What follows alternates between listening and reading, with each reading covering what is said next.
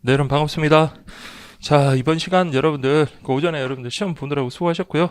그 뭐 우리가 모의고사를 치더라도 이게 뭐 모든 범위를 다 커버할 수는 없겠지만 저 나름대로 그래도 여러분들이 이 정도는 꼭 알아뒀으면 좋겠다. 그리고 너무 좀 기본적인 것은 지양하고요. 그래도 이번에 2022년도 새롭게 들어온 내용들 또 수정된 내용들 위주로 그렇게 좀 문제를 구성해 봤습니다. 그래서 뭐 이대로 똑같이 나오지는 않겠지만 저도요. 그래도 저 나름대로 그래도 매번 이제 시험장에 가면서 느꼈던 대로 문제가 이런 게 또 출제가 됐었고 또 이렇게 대비를 하면 좋겠다라는 생각에 좀 물론 시간적 여유가 없어서 좀 부랴부랴 만들기는 했지만요. 그래도 계속 강의를 하면서 요거는 이제 학생들이 꼭좀 알아뒀으면 좋겠고 또 학생들이 좀 헷갈리기 쉬운 그런 것들이 좀 몇 개가 있더라고요. 물론 이제 기본적인 내용도 물론 이제 출제가 되기는 했는데 그래서 이런 것들 전체적으로 한번 점검을 한번 해보세요. 그래서 그 관련되는 내용들 그래서 이대로는 안 나오니까 혹시라도 해당되는 주제라든지 해당되는 내용이 조금 이해가 안 되거나 내가 좀 공부한 게 좀 부족하다 싶으면 그럼 그 해당되는 파트를 여러분들 찾아가지고 좀 점검하는 그런 시간을 좀 가졌으면 좋겠습니다.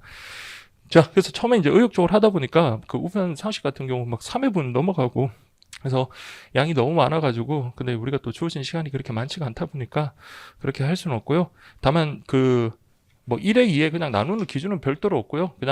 그냥 임의적으로 그렇게 좀 나눴습니다. 근데 다만 이제 꼭 좀 설명을 해야겠다라고 생각되는 건 좀 1회 어차피 우리가 해설 강의를 하니까 1회에다가 좀 배치를 했고요. 그리고 2회차에도 중요한 내용들 그런 내용들 또 해설을 갖다 좀 풍부하게 여러분들 집어넣었으니까 그렇게 해서 여러분들 점검을 하시면 될 것 같습니다. 그래서 이렇게 일단 우리 1회차 먼저 해설부터 좀 하고요. 그 다음에 우리 좀 필요한 부분들이 있으면 만약 시간이 허락된다면 2회차도 우리가 좀 살펴볼 문제가 있으면 그런 것들은 한번 좀 체크를 하도록 하겠습니다. 자, 우리 여기 한번 볼까요? 자, 1번 보시면 다음은 계약 소포 관련된 설명이다. 다음 중 옳은 것 그랬습니다. 그래서 이게 2022년에 이제 우리 우체국 방문 소포 우리 우체국 소포와 관련해가지고 새로 이제 들어온 건데요. 자, 초소형 특정 요금이라고 되어 있습니다. 초소형 특정 요금.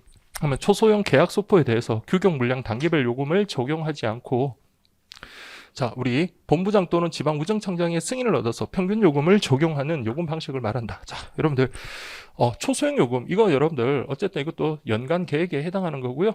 특히나 초소형 그 특정 요금이라는 걸 두는 이유가 뭐라 그랬어요?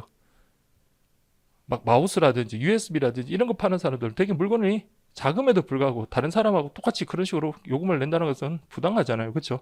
그래서 발송 물량의 몇 퍼센트? 90% 이상이 된다라고 한다면 그때 초소형 특정 요금이라고 해서 기존의 규격 물량 단계별 요금과 그다음에 평균 요금 이게 적용하지 않고 별도의 초소형 특정 요금을 적용하는 것을 말합니다. 그래서 1번 요거는 틀렸고요. 그 다음에 2번은 연합체 발송 계약이 있고 그 다음에 여러분 연합체 발송 계약은 여러분들 그런 생각 안 드세요. 저도 이렇게 공부를 하면서 연합체 발송 계약하고 그 다음에 다수지 발송 계약 요게 조금 헷갈릴 수 있는데 키워드는 뭐라 그랬어요? 연합체 발송 계약이라고 하는 것은 자 요거 키워드는 요거 찾으시면 돼요. 그러니까 연합체 발송 계약이라는 것은 여러 우편 간사가 아니라 한 개의 우편 간사하고 계약을 맺어서 여러 개의 어떤 연합체 그러니까 뭐 지사가 되든 아니면 뭐 우리 시장에 계시는 상인들이 되든 그런 사람들 물건을 한 번에 모아가지고 보내는 거죠. 그래서 그거는 연합체 발송 계약이라고 하고 여러 우편 간사회사라고 하면 어떻게 됩니까? 그것은 이제 다수지. 그러니까 계약은 한 곳에서 체결을 하되 여러 곳에서 보낼 수 있게끔 해서 여러 우편 간사란 말이 나오면 요거는 다수지 발송 계약이다. 이렇게 보시면 돼요. 그래서 연합체 발송 계약이란 쭉 나와 있는데 요거는 다수지 발송 계약이다. 이렇게 보시면 되겠습니다. 그래서 2번도 틀렸고요. 3번 이제 반품하고 교환, 막교환만 구분하시면 됩니다. 반품은요. 그냥 말 그대로 돌려주는 거고 막교환은요. 돌려주면서 새로운 것하고 서로 바꾸는 거잖아요. 근데 지문에 보니까 수취인에게 정상적으로 배달한 우편물을 수취인이 물품의 교환을 요구했다 했으니까 이거는 반품이 아니라 막교환 우편물 이렇게 돼야 되겠죠. 자, 그래서 이것도 틀린 지문입니다. 그래서 새롭게 이렇게 들어온 내용들은 제가 그동안에 쭉 보면 기본적으로 이제 용어들 지금 나오는 이런 용어들이 일단 기본적으로 전제가 정리가 일단 우선 되고요. 그다음에 좀 세부적인 것들 뭐 숫자라든지 그런 것들을 좀 정리하셔야 되겠습니다. 자, 그럼 다 됐고 4번 계약 소포의 일반 계약은 자, 그래서 일반 계약은 계약 기간이 12개월 그렇죠. 1년 계약 기간 이용 기간이 자, 이게 키워드예요. 그러니까 계약 소포라고 하는 것은 계약 기간이 1년 돼야 되고 그 다음에 계약 기간과 이용 기간 요게 동일해야 된다라고 되어 있고요. 또 그리고 월 평균 개인 또는 업체가 월 평균 300톤 이상 발송해야 된다. 그래서 요 문장 정확하게 좀 봐두시기 바랍니다. 자, 그래서 1번 문제 정답은요 4번이다. 이렇게 보시면 되겠고요. 자, 다음 2번 문제. 자, 2번은 뭐 새롭게 들어온 것도 아니고 제가 처음 강의할 때부터 그대로 있던 겁니다. 근데 이 문제를 좀 출제하게 된 게 제가 수업 시간에 잠깐 말씀드렸는데 우편 출국 딱 갔더니 거기 안내하시는 그 접수 창구에 계신 분이 막 문의만 하면 바로바로 이렇게 대답을 하실 수 있을 정도로, 그러니까 우리는 막 요금 외우고 뭐 길이 외우고 막 그랬지만 그분들은 제가 그때 뵀던 분은 한 10년 이상 근무하셨던 분 같은데 너무 이렇게 잘 하시는 거예요. 그래서 우리도 어차피 여러분들이 이제 해야 될 일, 그 관련해서 기본적인 거, 제한 중량, 제한 용적, 요건 여러분들 좀 정확하게 알아두셔야 되겠죠. 자, 그래서 여러분들, 자, 기본적으로 보시면, 자, 크게 여러분들 제한 용적, 그거는 어떻게 나눠요? 세 가지로 나눕니다. 서신 등의 의사 전달물, 그 다음에 소형 포장물, 그 다음에 소포 우편물, 이렇게 딱 구분하시고요. 그 다음에 소형 포장물 같은 경우는 우리 과거에 2016년도에 기출이 나왔지만은 가로 세로 높이를 합해서 90cm, 가장 긴 변의 길이가 60cm를 초과할 수 없다. 이렇게 했고, 소포 우편물은요, 가로 세로 높이의 합계가 35 이상, 그다음 세 변의 길이가 160cm 이하야 되겠고, 가장 긴 변의 길이는 1m 이렇게 됐었죠. 그래서 그때 우리 중국 중국 아주머니가 자, 중국으로 소포 보내려고 하는데 가능하냐고 물었더니 그 창구에 계신 분이 1m 넘는 거는 안 되는데요. 그러니까 낚싯대, 그건 뭐냐고 했더니 낚싯대래요. 그럼 낚싯대 소포 우편물, 저는 바보같이 낚싯대는 되게 긴 거 그것만 생각해서 낚싯대 이렇게 다 접어서 이렇게 하면 그렇게 크지는 않잖아요. 그래서 1m 안짝으로 되게끔 어떤 잘 포장해서 가져오세요. 그리고 도착 배달이 안 되는 곳이 있으니까 중국 같은 경우는 도착 배달이 안 되는 곳이 있으니까 그거 좀 인터넷으로 확인해보고 오라라고 이렇게 말씀을 하시더라고요. 그래서 우리 여기부터 하나씩 해볼게요. 자, 소류는 뭐다? 통상 우편물이죠. 자, 소류의 크기를 포장했을 때 14, 12, 55cm. 자, 이렇게 됐습니다. 그러면 이런 문제가 나오면 여러분들 기본적으로 3변 더하면 됩니다. 3변 더하면요 26 되고 88이 되겠죠. 그러니까 3변의 길이가 81이죠. 그렇죠. 자, 26, 70, 그렇죠. 81cm죠. 그러면 3변의 길이가 90cm를 넘지 않고요. 그다음 가장 긴 변의 길이가 60cm를 넘지 않는다. 맞죠, 여러분들? 그다음에 우리 통상 우편물의 제한 중량은 2g에서 6,000g이라고 그랬죠. 그래서 30g이라고 했으니까 이거는 뭐 문제가 없고요.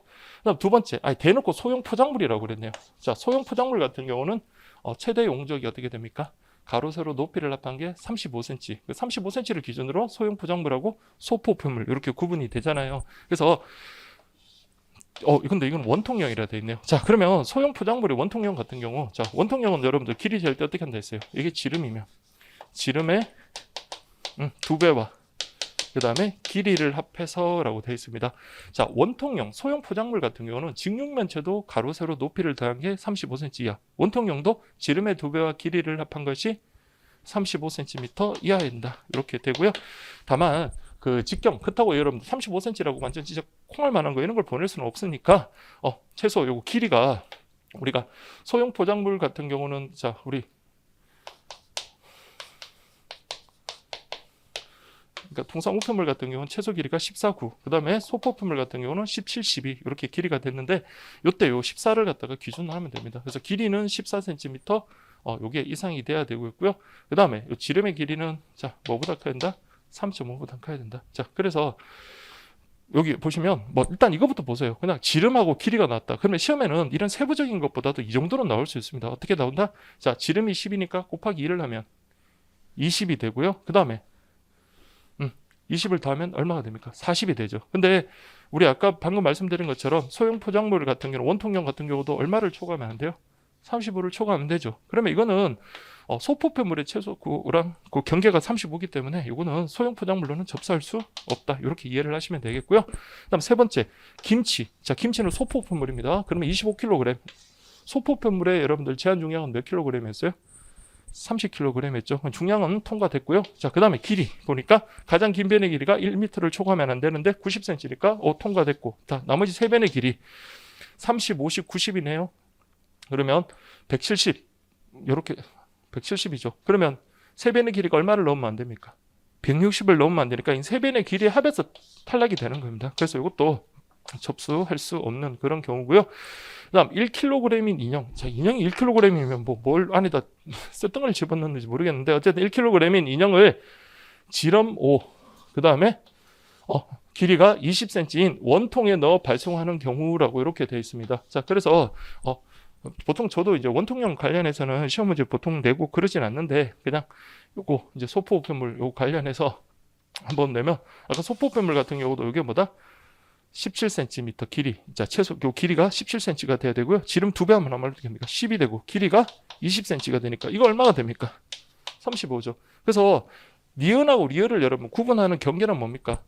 지름의 2배와 길이를 더한 것이 35. 그러니까 소형 포장물은 35를 넣으면 안 되는 거고요.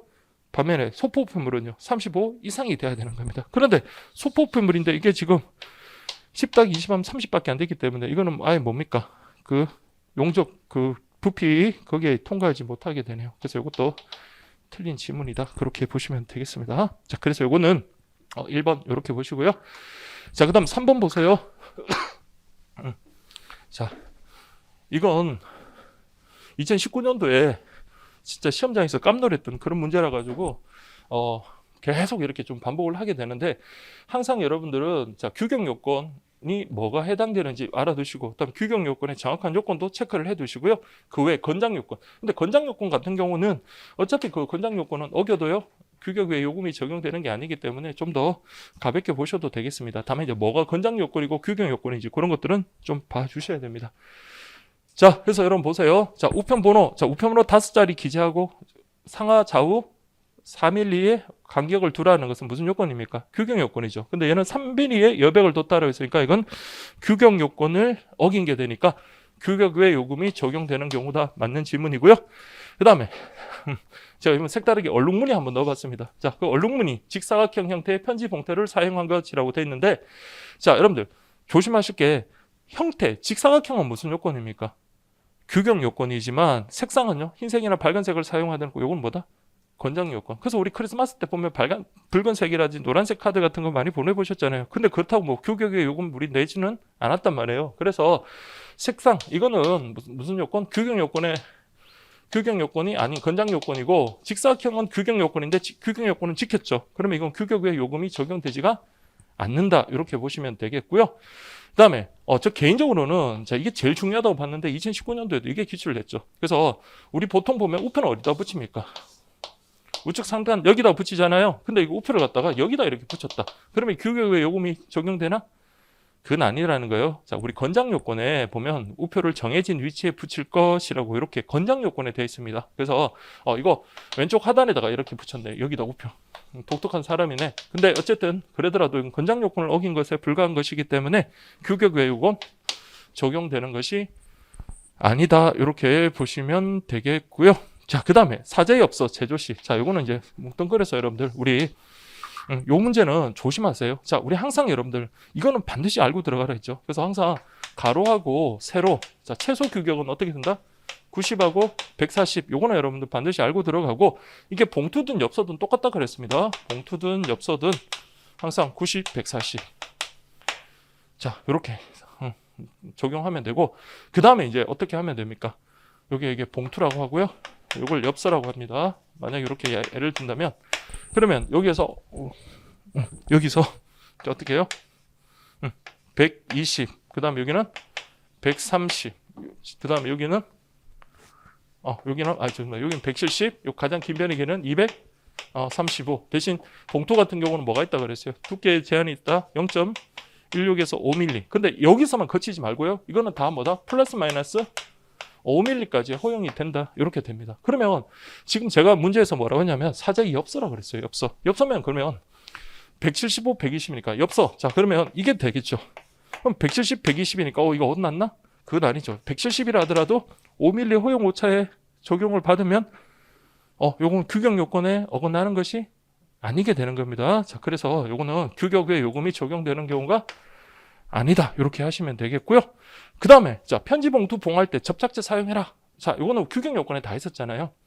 그래서 여러분들은 이제 시간적인 그런 한계 때문에 물론 지금 인터넷 강의 이제 보시는 분들도 마찬가지겠지만 근데 이게 책을 어느 정도 계속 보다 보면 그 위치가 이제 탁 들어와요. 그러니까 그 하도 좀 해독수를 좀 늘리다 보면 그래서 풀이나 접착제를 사용하고 우리 뭐 핀셋이라든지 뭐 스탬플러라든지 그걸 도드라진 것은 사용할 수 없고 다만 이제 점자 기록은 허용된다. 뭐 평평해야 된다. 뭐 이런 내용이 나오잖아요. 그래서 우리 풀이나 접착제 사용하는 것은 규격 요건에 부합하는 거다. 그러면 이건 규격 요금이 적용되는 경우가 아니겠죠. 자, 그래서 우리 규격 외 요금이 적용되는 거는 한계다. 이렇게 보시면 되겠고요. 다음 4번 보세요. 자, 여러분들 그러니까 이제 전범위 모의고사 같은 경우는 자 이런 걸 좀 대비하셔야 돼요. 그러니까 다른 별이라든지 그냥 문제 내일 때 보면 어떤 특정 페이지에 보면 거기는 문제를 갖다 긁어가지고 이렇게 문제를 냈다라고 하면 그러면 자기가 어떤 실력 이상으로 그냥 이게 보다 보면 이제 문제가 이렇게 풀리는 경우가 있는데 진짜 이제 나중에 좀 여러분들이 실제 나는 선생님 모의고사라든지 문제집 볼 때는 잘 푸는데 실제 시험에서는 잘 못 풀어요. 뭐 이런 말씀 하시는 분들이 있어요. 그건 뭐 일반적으로 다 그렇긴 한데 다만 그 전범위 모의고사를 좀 잘 보시는 분들은 제 생각은 그래요. 좀 빨리 이제 볼 수 있는 속독이나 해독이나 이런 능력이 좀 좋으신 분들이고 그 다음이 뭐냐면 어떤 관련되는 단어라든지 주제가 나오면 예전에 내가 앞에서 봤던 것하고 같이 한번 연계하는 습관이 있다라는 거 그 말입니다. 그래서 비슷한 것들이 나오면 이런 것들을 같이 묶어가지고 좀 연계해보고 하는 그런 게 좀 필요하지 않나 그런 생각이 드는데 근데 이거는 뭐 별거 아니에요. 근데 우리가 지금 우리 우편 상식에서 나오는 거 우편 번호, 집배 코드, HS 코드 특히 이번에 새로 이제 HS 코드라는 것도 나왔고요. 집배 코드는 예전에 나오기는 했지만 간단하게 나왔다가 이번에 완전 통상 우편물 감액과 관련해서 막 집배 코드가 엄청 많이 등장을 하죠. 자, 그러면 보세요. 이건 기본적인 겁니다. 자, 보시면 우편 번호 국가 기초구역 도입에 따라 자, 행정구역을 경계로 구역을 설정한 5자리 국가 기초구역 번호로 구성한다. 자, 저는 이런 생각이 들었어요. 저는 우리 학습 자료를 보기 전에 우편 번호는 당연히 행정구역을 경계로 하는 거 아닌가 이런 생각이 들어요. 왜냐하면 서울시 동작구, 서울시 금천구 뭐 이렇게 행정구역을 경계로 우편 번호가 달라지고 우리 우편 번호 할 때 어떻게 했습니까? 하나, 둘, 셋, 넷, 5자리겠으면 이게 바로 뭐다? 광역시라든지 도라든지 특별시고 여기가 시군구 이렇게 되잖아요. 그런데 자, 이 우편 번호가 앞에까지는 행정구역이 맞습니다. 그런데 자, 보면 같은 서울시 동작구 노량진 동이라 하더라도요. 어떤 아파트에는 보면 여기 번호가 있고 같은 행정구역임에도 불구하고 옆에 바로 건너서면 또 다른 번호가 있고 이런 거. 그래서 엄밀하게 말하면 물론 행정구역도 반영은 되지만 우리 학습 자료에 나온 것처럼 공고 자료에 나온 것처럼 엄밀하게 말하면 뭐가 정확한 말이다? 지형지물 이렇게 가야 돼요. 그래서 행정구역이 아니라 지형지물을 경계로 이렇게 가야 됩니다. 지형지물을 경계로. 그리고 5자리는 맞고요. 자, 그 다음에 집배 코드. 뭐 요거는 여러분들 그 통상 우편물 감액 공부하면서 말하시죠. 자, 여러분 집배 코드는 예전에는 이것만 좀 아시다 그랬어요. 2, 3, 2, 2. 그래서 가장 큰 게 뭐다? 집중구. 그다음 두 번째가 도착 배달구. 그다음 세 번째가 팀구. 이렇게 외우라 그랬죠. 팀구. 그래서 이건 뭐다? 집배팀이 되는 거고 이거는 집배구가 되는 거다. 요거는 이제 기본적으로 알아두시고 그런데 통상 우편물 감액 보면 여러분들 구분하라 그래요. 자, 이 보면 집배 코드 요거 여러분들 딱 이렇게 우리가 딱 동일한 것끼리 구분해 가지고 제출을 해주면 우체국에서는요. 이거 일일이 주소나 우편번호 확인해서 막 분류하고 정리하는 작업을 생략할 수 있으니까 그만큼 도움이 되니까 그러니까 감액을 해주는 겁니다. 그래서 보통 우리 통상 우편물 감액에 보면 어떻게 돼 있어요? 같은 배달국끼리 구분하든지 아니면 배달국과 집배팀끼리 구분하든지 이렇게 돼 있고 다만 이제 운반차가 딱 나오면 운반차는 덩어리가 크다 그랬어요. 그러면 그때는 어디 경계로? 그렇죠. 집중국 경계로. 요걸 이제 기본 마인드로 이제 하시면 될 것 같아요. 근데 어쨌든 2, 3, 2, 2 여기는 이제 간단하게 끝냈습니다. 그래서 집중국, 배달국, 집배팀, 집배구 2, 2, 3, 2이 아니라 2, 3, 2, 2 알았죠? 2, 3, 2, 2 그래서 이것도 틀린 지문이 되겠다. 자, 그 다음에 HS 코드는 6자리까지는 국제적으로 공통으로 사용하는 코드이며 자, 일단 우리 HSK인가요? 한국 HS 코드 하면은 몇 자리 쓰던가요?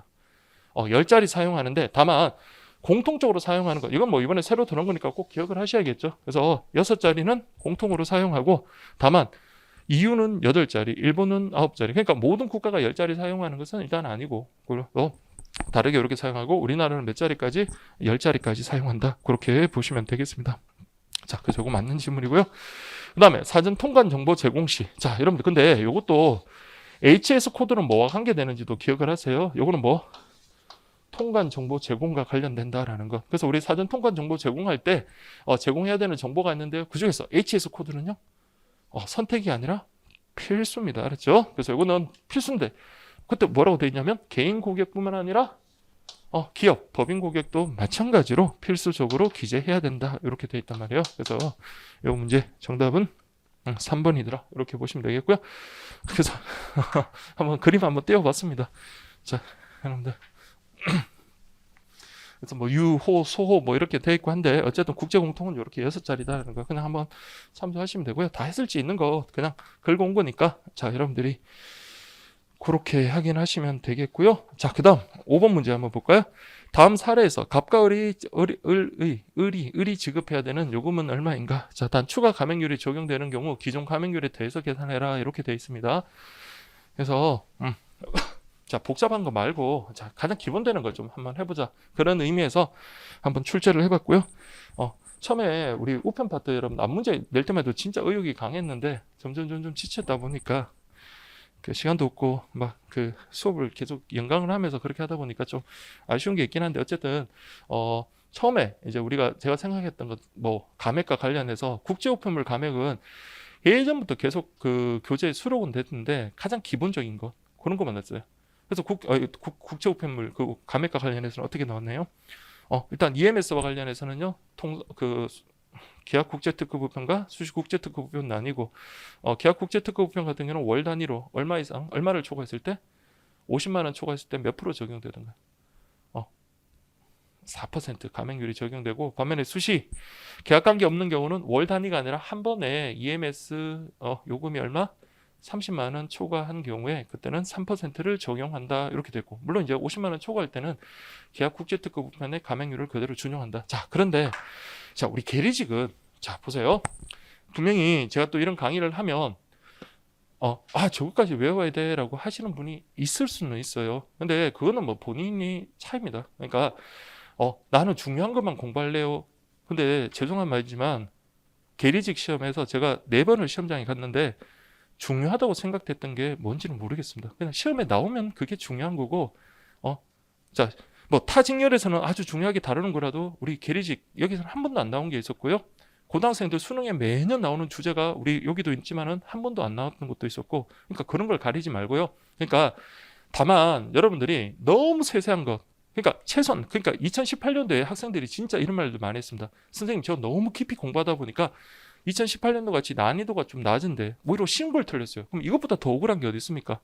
막 그 보험 상품에 있는 지금은 그거 안 나오지만 그때 막 그 보장 금액까지 막 다 외웠는데 그것도 막 배우시고 막 그렇게까지 공부를 하셨는데 오히려 기본적인 걸 놓치면 안 되겠죠. 그러니까 기본적인 큰 틀은 아시되 다만 조금씩 늘려가시라고요. 그러니까 한 번에 다 하려고 하지 마시고 그러니까 지금은 이제 뭐 최종 단계에서 뭐 갑자기 그런 말을 제가 할 수는 없고 그냥 여러분들이 하셨던 것 대신 하셨던 것에서 다만 정확성을 기하는 게 되게 중요하다는 거 분명히 말씀드립니다. 사지선다행이에요.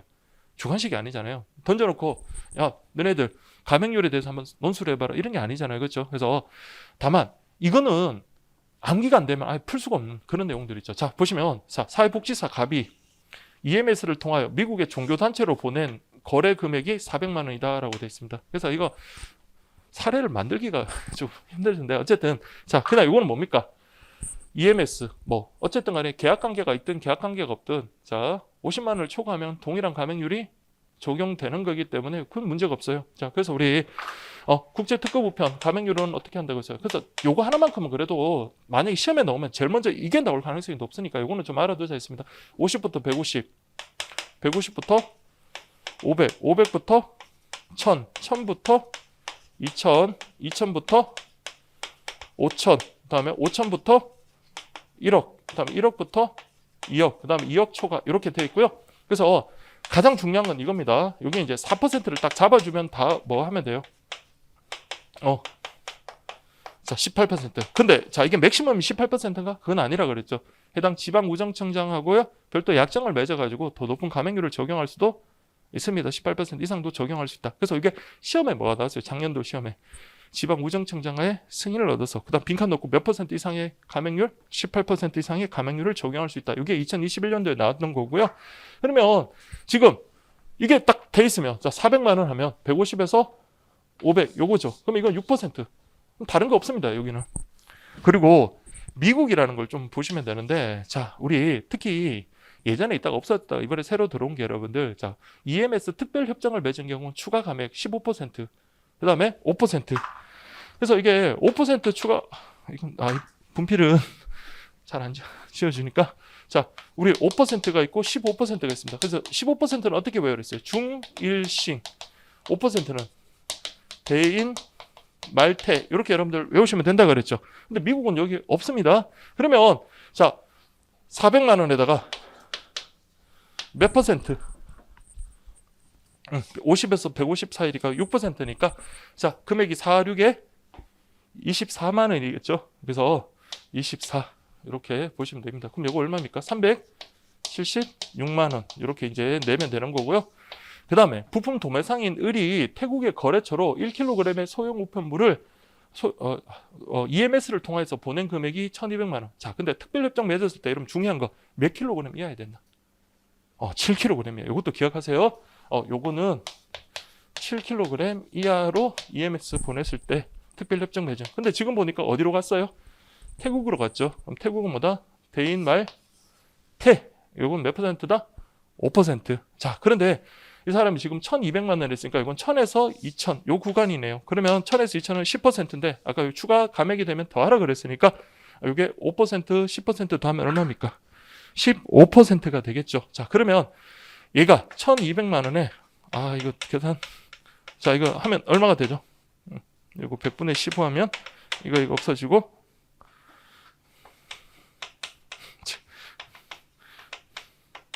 180만 원이네요. 180만 원. 그러면 1,200만원에서 180만 원 빼면 1,020만 원 이렇게 되겠습니다. 자, 그래서 요 1,020만 원 하고요. 아까 우리 376만 원. 그래서 1,020만 원 이렇게 더하면은 1,396만 원. 1,396만 원 이렇게 되는 겁니다. 자, 그래서 정답 이렇게 찾으시면 되겠습니다. 자, 제가 정신이 없네요. 포인트 키 제가 어디다 뒀죠? 여기 죄송합니다. 자, 우리 이렇게 정답 찾으시면 되고요. 자, 그 다음에 요거는 저렇게는 안 나오겠지만 그래도 요거는 꼭 알아두십시오. 특별협정 EMS 맺은 경우에 중일싱 대인 말태 그래서 이게 7kg 이하다라는 것 그것까지 좀 확인을 해주시면 좋겠습니다. 자, 그 다음에 여기 또 보시면 자, 보세요. 국제우편 주요 부가 서비스 및 제도. 자, 여기 나오는 것들 스마트 접수, 접수시입니다. 접수. 그 다음에 해외 쇼핑 서비스. 그 다음에 FDA, 미국의 식품 FDA 신고. 뭐 이런 것들은 다 새로 이제 이번에 다 새롭게 들어온 그 내용들이죠. 자, 그래서 1번 보세요. EMS는 스마트 접수 시 5% 할인을 적용하며 고객이 창구에 접수하거나 우체국을 방문 접수하는 것이 모두 가능하다. 뭡니까?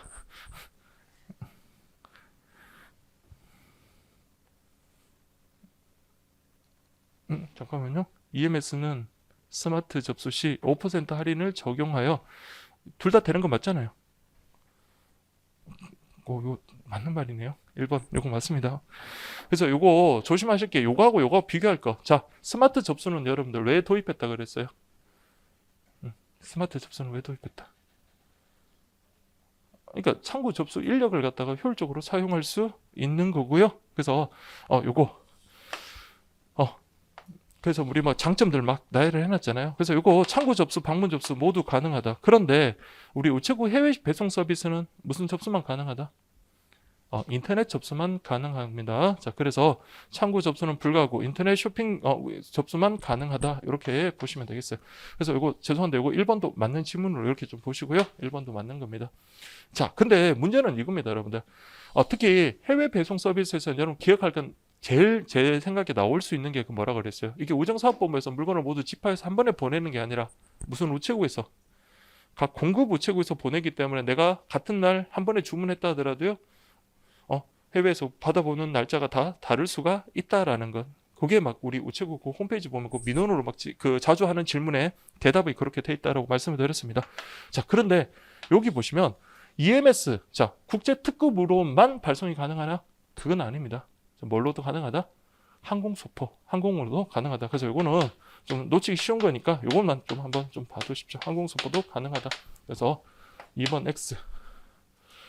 자, 그 다음에 3번 미국으로 가는 선편 식품 우편물 전량에 대해서. 자, 여러분 미국으로 가는 거는 원칙이 뭐예요? 항공으로 가든 선편으로 가든 다 사전 신고 대상이다. 이렇게 가면 돼요. 그래서 이거하고 구분해야 되는 게 뭡니까? 선편일 때는 제외되는 게 최적 중량하고 실제 중량 비교하는 것. 그거는 뭐에 대해서만? 항공에 대해서만, 항공 운송에 대해서만 적용된다라고 했습니다. 자, 이렇게 보시고요. 그 다음에 4번 가정에서 조제한 식품을 EMS 프리미엄 서비스로 발송하는 경우 FDA 사전 신고 면제 대상이다. 자, 가정에서 조제한 것. 자, 이거 우리 아들한테 아니면 딸한테 엄마가 김치 담궈서 아니면 고추장 뭐 이런 것들 담궈서 보내는 것. 이거는 사전 면제 대상 맞죠? 다만 그건 EMS일 때고 EMS나 그럴 때고 뭐 선편일 때나 그럴 때고 여기 뭐 할 때는요. EMS 프리미엄 서비스 때는요. 모두 100% 뭐라고 되어 있습니까? 사전 신고 대상이다라고 그렇게 되어 있어요. 그래서 이건 틀린 질문. 그래서 정답 이건 1번 3번입니다. 제가 이거 좀 잘못 좀 체크를 했네요. 죄송합니다. 요즘 1번 3번 이렇게 하시고요. 자, 그 다음에 7번 보겠습니다. 자, 이것도 여러분들 이번에 뭐 새로 들어온 건데 그래서 뭐 이거는 잘 하시더라고요. 다만 다른 거는 뭐 이게 뭐 이렇게 날렸네요. 자, 여러분들 보시면 다음 사례에서 갑과 을이 지급해 이거 잘못됐고 자, 요거 들어갈 말 좀 보겠습니다. 제가 PPT를 좀 잘못 좀 체크를 했습니다. 자, 요거 우리 문제에서처럼 글 긁고 오다 보니까 그렇게 됐네요. 자, 여기 보시면 자, 보세요. 다음은 국내 우편물의 운송에 대한 설명이다. 갈로 안에 들어갈 내용으로 적절한 것을 순서대로 나열한 것은 이라고 되어 있습니다. 자, 여러분들 이거 보시면 과다 증가, 전기편 위에 추가로 운행하는 것, 추가 운행하고 빼는 건 너무 뭐라 그랬어요? 편이라 그랬고 반면에 차량의 크기를 늘리고 차량의 크기를 줄이는 거를 차 그래서 이게 증편, 감편, 증차, 감차 이렇게 돼야 되겠죠. 그러면 이거는 추가로 운행하는 것을 늘리는 것이니까 이건 뭐다? 증편이 돼야 되겠죠. 증편. 그 다음에 얇은 대형 통상 우편물을 담을 때 사용하는 우편 상자. 우편 상자는 여러분들 대형하고 중형은 여러분들 두꺼운 거냐, 얇은 거냐 이걸로 좀 구분하시면 돼요. 그래서 중형도 역시 중형 상자도 대형 통상 우편물을 담을 때 사용을 해요. 다만 대형 상자 같은 경우는 두꺼운 대형 통상 우편물을 담을 때 사용하는 거고 그 다음에 얇은 대형 통상 우편물을 담을 때는 중형 상자를 사용한다. 그래서 이렇게 보시면 되겠고요. 그 다음에 이제 두 개 또 자루도 우편 자루 관련해서는 자, 특급 취급 담는 거를 특급 자루라고 하고 부가 취급되어 있는 우편물을 담는 것을 특수 자루. 근데 지금 부가 취급 우편물을 담는 거라 했으니까 이거는 특수 자루 이렇게 되겠죠. 그래서 이렇게 하면 그 우리 새로 들어온 표 하나 전체는 좀 담지 않나 그런 생각을 합니다. 자, 그 다음에 통상 우편물 감액과 관련되는 거다. 이렇게 되는데요. 감액은 진짜 문제 만들면 무궁무진하게 많다라고 했습니다. 그래서 그러다 보니까 여러분들 처음에 정리할 때 진짜 어려웠죠. 그러니까 이게 막 낯설기도 하고 저도 무슨 말인지 모르겠고 막 그것도 좀 이쁘게 좀 이야기 쉽게 좀 써주면 좋겠는데 그렇지 않아가지고 저도 이야기도 어렵고 좀 혼란스럽기도 하고 그랬었는데 요 문제는 여러분들 요것만 보지 마시고요. 그 2회차 문제 보면 4번 문제 있죠. 4번 문제. 그래서 다음은 국내 우편물 통상 우편물 감액과 관련된 것 옳은 거 몇 개냐 해가지고 거기 나오는 거. 그래서 이거랑 같이 해가지고 여러분 한 번에 뭐 한번 좀 정리를 좀 하시기 바랍니다. 일단 우리가 1회차부터 먼저 한번 확인을 좀 하도록 하겠습니다. 자, 그래서 1회차. 자, 여기 보시면 상품 안내서 구분하여 제출할 때 10통 미만의 짜투리 물량은 우편번호 앞에서 셋째 자리 또는 배달국별로 묶거나 집배 코드의 배달국별로 번호별로 묶어서 제출할 수 있다라고 이렇게 되어 있는데요. 여러분들 여기 보시면 자, 상품 안내서 짜투리 물량을 갖다가 묶는다라고 했습니다. 그러면 원래는 여러분들 우리 원칙은 어떻게 제출하는 겁니까?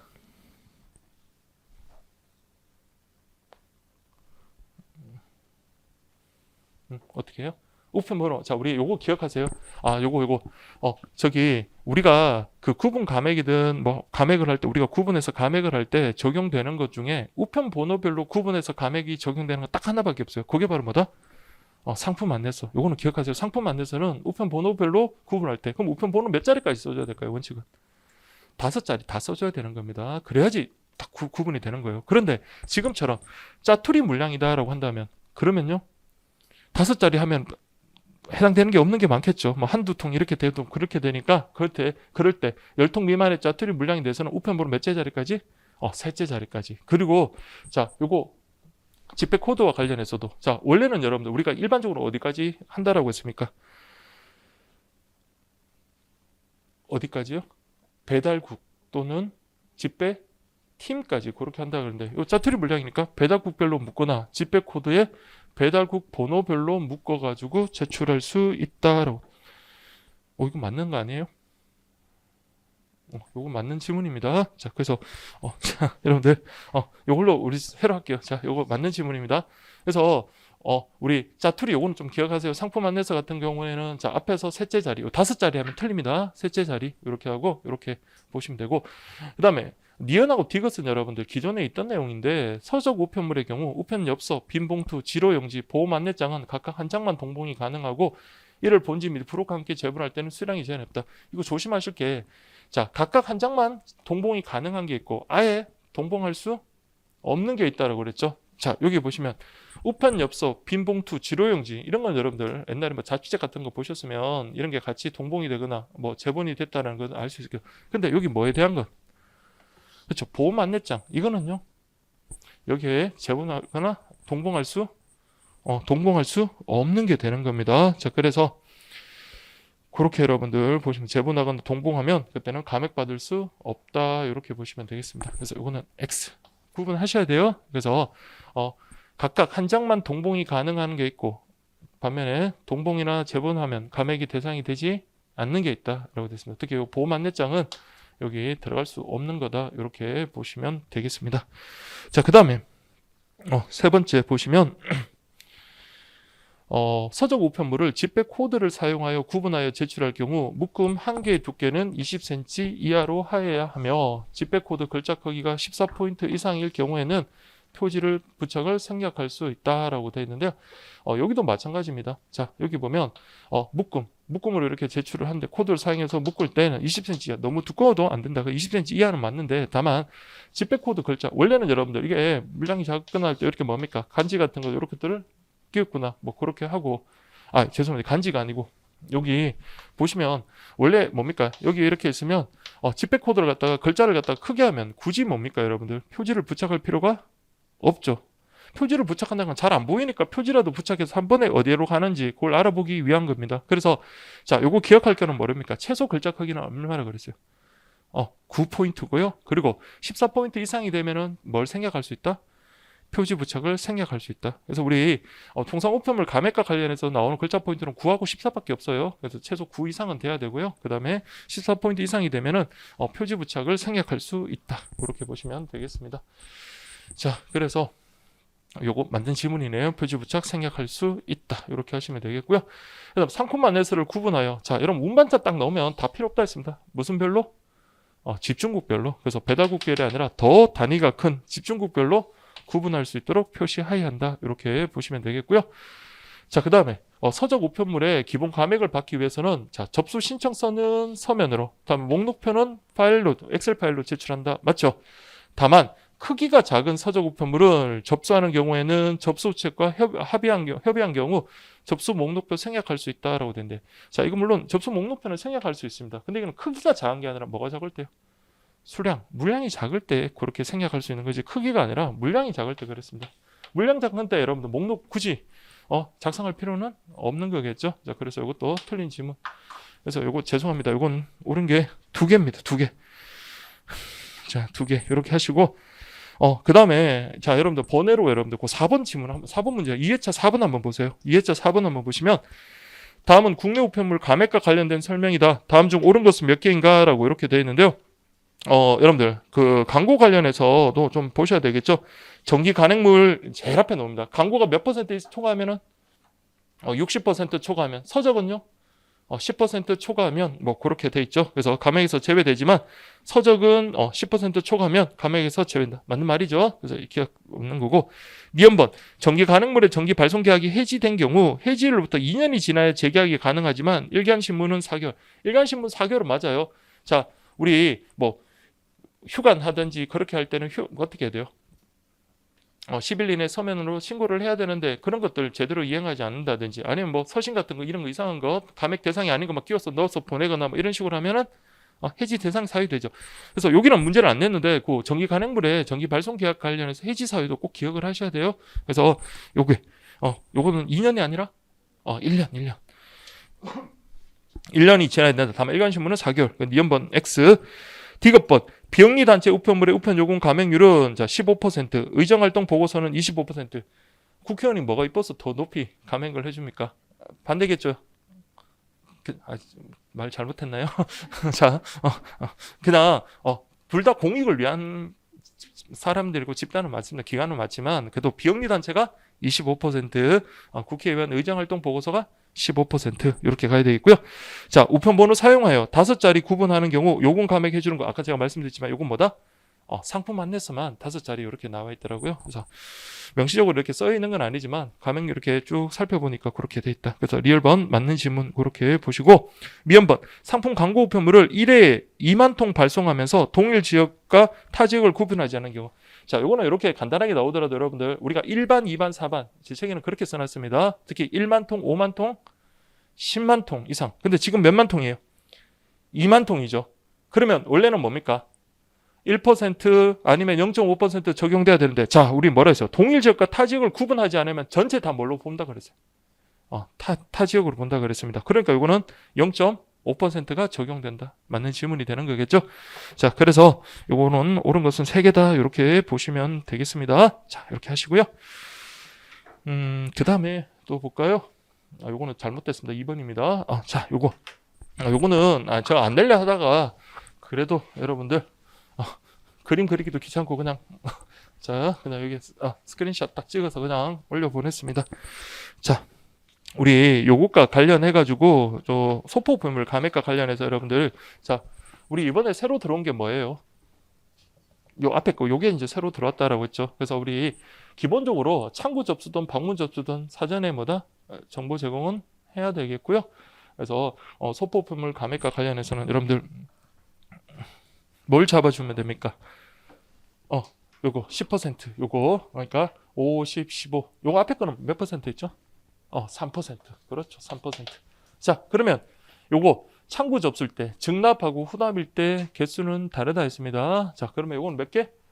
10개. 요거는 100개. 이렇게 되면 된다라고 그렇게 봤었죠. 자, 그다음에 우리 여기에서는 원래 기존에 이거 없을 때 저 2021년에 나왔지만 요거 몇 개예요, 요거는? 3개. 이렇게 돼서 30. 그다음에 요거는 얼마다? 50 이렇게 되고요. 그다음에 여기서는 이렇게 30씩 줄이거나 늘리면 된다 했습니다. 그래서 이거는 70이고 130. 그래서 저도 2021년에 그 시험 문제가 나왔을 때 이 표를 갖다가 좀 저야 좀 한강만 보니까 좀 괜찮았을 수도 있겠지만 딱 그리고 이제 풀면 좀 실수를 좀 줄일 수 있습니다. 자, 그다음에 얘들은요. 물량 개수에 따라서 이렇게 감액률이 달라지지만 자, 여기 보시면 방문 접수. 그러니까 접수 정보를 사전에 이렇게 연계를 하고요. 그다음에 결제도 사전에 해야 되고 그다음에 픽업 장소 이제 지정을 했다라고 한다면 자, 개당 얼마씩? 500원씩. 개당 500원씩 이렇게 감액을 해 준다. 이렇게 보시면 되겠고요. 자, 그다음에 분할 접수. 자, 요거 여러분들 그러니까 우체국에 보면 너무 막 무거운 것들을 이렇게 발송하는 그런 경우인데 우리 아저씨들 힘들잖아요. 그렇죠? 그리고 여러분들도 또 힘들 수 있으니까 중량이 20kg를 초과하면 자, 뭐 한다? 2개로 만약에 분할해서 접수한다라고 한다면 그때는 얼마요? 2,000. 이렇게 감액을 한다. 다만 뭐 이상은 돼야 된다고요?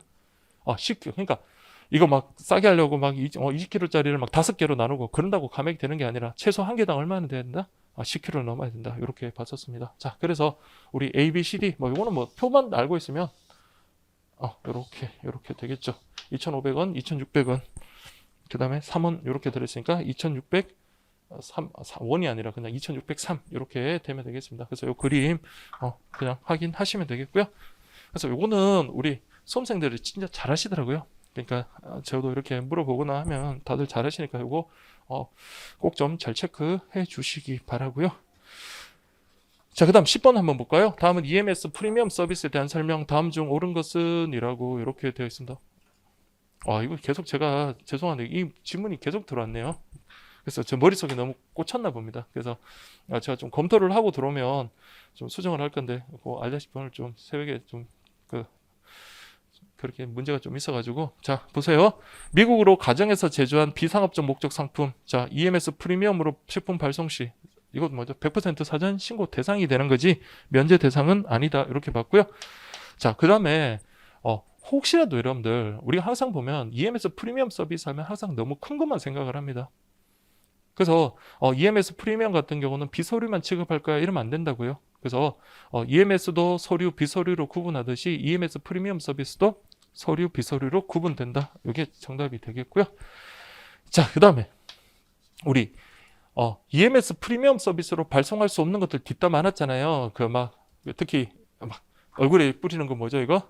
미스트, 스킨 로션이라든지 여러 가지들이 있었습니다. 그래서 칼 같은 경우도 우리 흉기가 될 만한 그런 칼들 같은 거 그런 것도 안 되고 소화기도 안 됐고 해도 안 되는 것들 많은데 다만 MSDS 이거 첨부하는 즉 화학 원료라든지 이런 것들 원료가 되는 것들은 얘 첨부하면 발송이 가능하다 그랬어요. 그래서 대표적인 게 뭡니까? 잉크, 페인트, 액상 목약. 근데 요 미스트는 뭐라고요? 발송 불가한 겁니다. 자, 그래서 요건 틀렸어요. 자, 그 다음에 고중량 서비스는 전국 모든 우체국에서 접수 가능하고 EMS 계약 고객에 관계없이 모든 국가에 이용 가능하다라고 되는데 이거는 따로 정리 안 하면 이거는 맞을 수가 없다 그랬죠. 근데 공부를 조금 하신 분들은 자, 요 EMS 프리미엄 서비스 부가 서비스와 관련해서 제일 첫 번째 딱 등장하는 게 뭐예요? 고중량 서비스. 고중량 서비스는 몇 킬로그램까지 가능하다? 30에서 70까지 가능하고 그 다음에 고중량 특송은요? 71에서 2000까지 가능하다. 이렇게 그게 제일 마지막을 장식합니다. 그래서 고중량 서비스 제가 여기 쓰긴 좀 그렇지만 고중량 그 서비스 같은 경우는 자, 요거 우체국 모든 우체국이 아니라 총괄 우체국 이상 이렇게 되고요. 그래서 이게 나중에 정리된 거 그걸로 볼게요. 자, 이렇게 해가지고 총괄 우체국 이상이고 EMS 고객에 관계없이 이거는 모든 고객이 맞네요. 그래서 전단의 설명이 틀렸다. 그래서 제가 요거 암기할 때는 요거 이렇게 두 개 다 나와 있으니까 한번 보세요. 그래서 잉크, 페인트, 액상 목약, 렌즈 클리너, 본드, 그 다음에 화장품, 의약품, 원료입니다. 알겠죠? 화장품 자체는요 발송 불가했죠. 그래서 의약품 같은 경우도 처방전 같은 거 그런 거 했을 때만 가능했고요. 합성 수치까지 이거 잘 봐두시고요. 이거 할 때는 여러분 이거 어떻게 한다 그랬어요? 이렇게 표시를 하면 된다 했습니다. 이렇게 하고 요 세 개. 이게 답니다, 여러분들. 자, 어떻게 한다고요? 순서가 고중량, 보험, 통관 대행, 수출 신고서 발급 대행. 자, 익스포트 수취인 요금, 임포트 수취인 요금, 발송인 관세 세금 부담. 요 세 개는 여러분들 따로 떼내서 보시면 된다 했어요. 요 세 개. 요거는 뭐다? 총괄국 이상. 그다음에 계약 고객에 한해서 한다. 얘 특이한 거잖아요. 이렇게 딱 정리하시고 그 다음에 유일하게 요것만 하나 딱 떼서 보면 됩니다. 그래서 얘는 뭐다? 총괄국 이상. 그래서 얘들 이렇게 4개가 총괄국 이상이고요. 요거는 이렇게 3개 이렇게 보시면 됩니다. 알겠죠, 여러분들? 그래서 요게 한번 출제에 2019년인가요? 그때 한번 출제가 됐었습니다. 딱 나오자마자 바로 출제가 됐던 그 내용이다. 이렇게 보시면 되겠고요. 자, 그 다음에 11번 보세요. 자, 11번 보시면 다음은 국내 우편물의 발착 업무에 대한 설명이다. 다음 중 옳은 것은 이라고 되어 있습니다. 자, 1번 여러분들 한번 보시면요. 발착 업무는 그 관련해서 부가 취급 우편물, 늦게 도착한 우편물, 반송 우편물 및 기계 부분 불가능 우편물은 수구분으로 자, 우리 분류한다 이렇게 되어 있네요. 여러분 이거 혹시 1번 O예요, X예요? 왜 X입니까? 늦게 도착한 그렇죠. 늦게 도착한 거는요 그냥 배달하면 되는 거죠. 그걸 뭐 굳이 수구분을 할 필요 없다라고 그렇게 말씀을 드렸습니다. 자, 요거 여러분들 요건 늦게 도착한 게 아니라 뭐 한가요? 잘못 도착한. 자, 그래서 이거 자 우리 수구분으로 분류하는 것 하면 이렇게 부도 반불 이렇게 외우시면 된다 했습니다. 부도 반불 이렇게 딱 하시고요. 그래서 부가 취급 잘못 도착한. 근데 이거 늦게 도착도 도자가 들어가서 좀 죄송합니다만은 어쨌든 잘못 도착한. 그 다음에 반송 우편물. 그 다음에 기계 구분 불가능. 특히 기계 구분 불가능과 관련해서는 여러분들 여기 밑에 나오죠. 봉투 색상이 옅은 우편물. 자, 봉투 색상이 옅으면 어떻게 될까요? 안에 내용물하고 바깥에 봉투에 있는 그 뭐 주소나 이런 것들이 혼용 이렇게 같이 이렇게 판독이 되니까 제대로 인식을 못 하겠죠. 그래서 봉투 색상이 옅은 우편물. 그다음에 봉투에 비치는 우편물. 요거는 뭐다? 우편물은 기계 구분이 불가능한 우편물로서 수구분해야 한다라고 이렇게 되어 있네요. 봉투 색상이 죄송합니다. 옅은이 아니라 짙은이죠. 짙은. 봉투 색상이 짙다. 봉투 색상이 제가 잘못 판단했네요.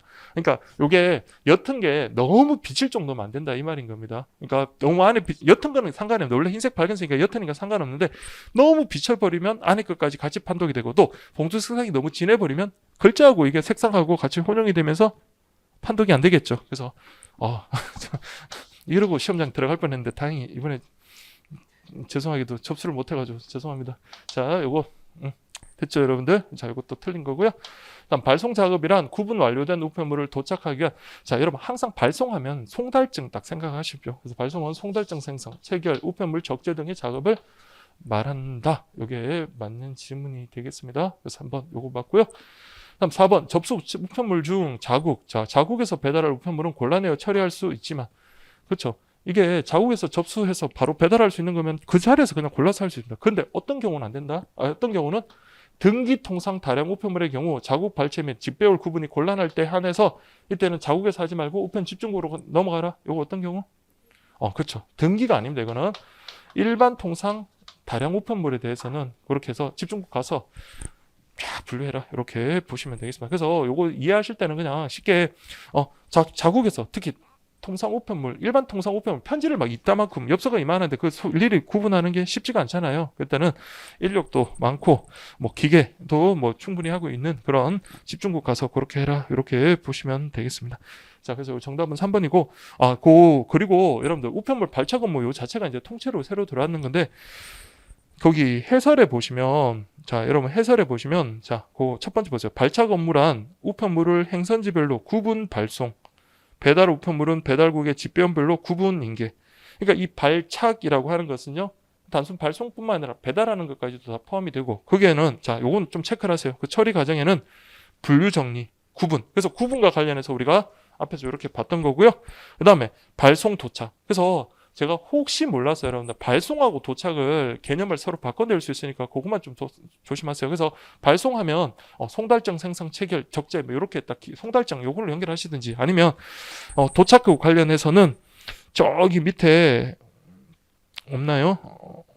그 3번에 있네요. 자, 도착 작업이란 도착한 운송 용기를 검사 개봉 확인. 그러니까 도착했던 것을 검사하고 확인하고 개봉하는 요걸 갖다가 우리 도착 작업. 그러니까 요 용어 자체만 좀 구분하시고요. 그리고 시험에 아까 말씀드린 대로 발착 작업, 발착 업무와 관련해서 요 네 가지로 여러분들 구분된다라는 거, 구성된다라는 거 요거 꼭 좀 체크를 해 두십시오. 그래서 제가 OX집에는 여기다가 뭘 했나요? 뭐 다른 거 하나 중간에 다른 걸 하나 집어넣은 적이 있는데 그러니까 요거는 정확하게 분류 정리, 그다음에 구분, 그다음에 발송 도착 이렇게 구분 정리 분류 정리 구분, 그 다음에 발송 도착 이렇게 여러분들 좀 구분해 주시기 바랍니다. 자, 어쨌든 그렇게 보시고요. 자, 다음은 국내 우편물 발송에 관한 설명 옳은 것이라고 되어 있습니다. 자, 여러분들 내용 증명과 특별 송달은 3회 배달 후 보관하지 않고 발송한다라고 되어 있는데요. 자, 요거 여러분들 기억나시나요? 당특 3령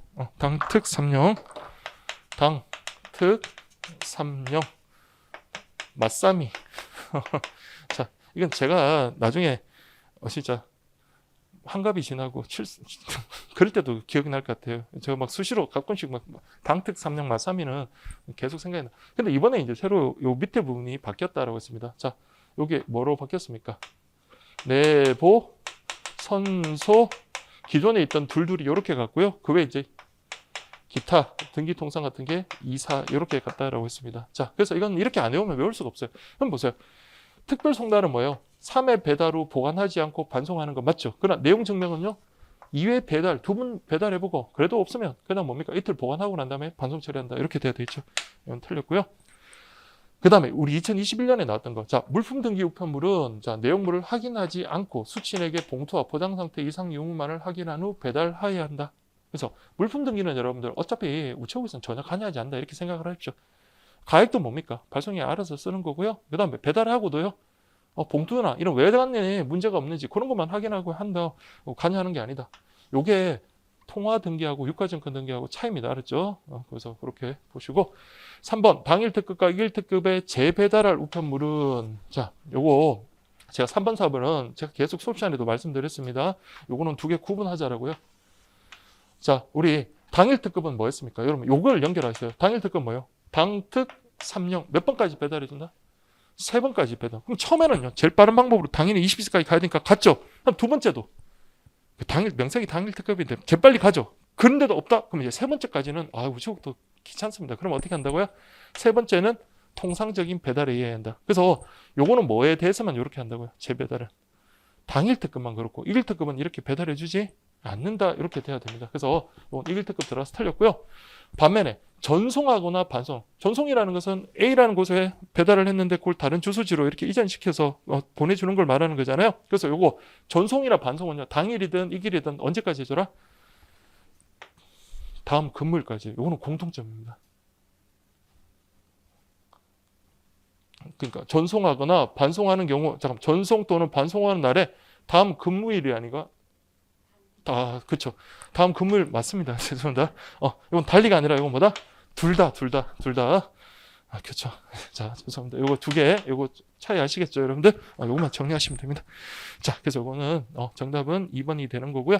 그래서 요거 여러분들, 자, 2021년에 여기서 지문이 한 개가 났나요? 자, 그래서 요거 하나만 좀 체크를 할게요. 자, 지금 시간이 없어가지고 그냥 우리 시험지 있는 거 그냥 그대로 긁어왔습니다. 그래서 좀 보기가 좀 그런데, 통화 등기, 송금 통지서, 현금 교환 업무 취급 시, 자, 요거 통화 등기는 뭐라고요?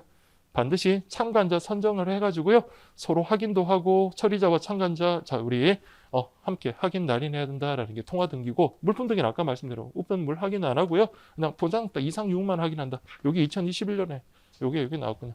유가증권도 여러분들 이게 뭐 금전적 가치가 있는 거잖아요. 그러다 보니까 겉봉을 열어서 확인하게 합니다. 그래서 제대로 그 표기된 거하고 이게 같은지 비교 확인하게끔 하는 거. 그래서 이거는 엄밀하게 이렇게 좀 구분하십시오. 그래서 우리 보험 취급하는 통상 우편물 특히 세 가지는 이렇게 처리한다라는 것 좀 보시고요. 그 다음에 요거 아까 당특 3령 맞삼이 내보 선서 기타 둘둘 요거 여러분들 잘 하실 거라고 믿습니다. 자, 그 다음에 13번 한번 보도록 할게요.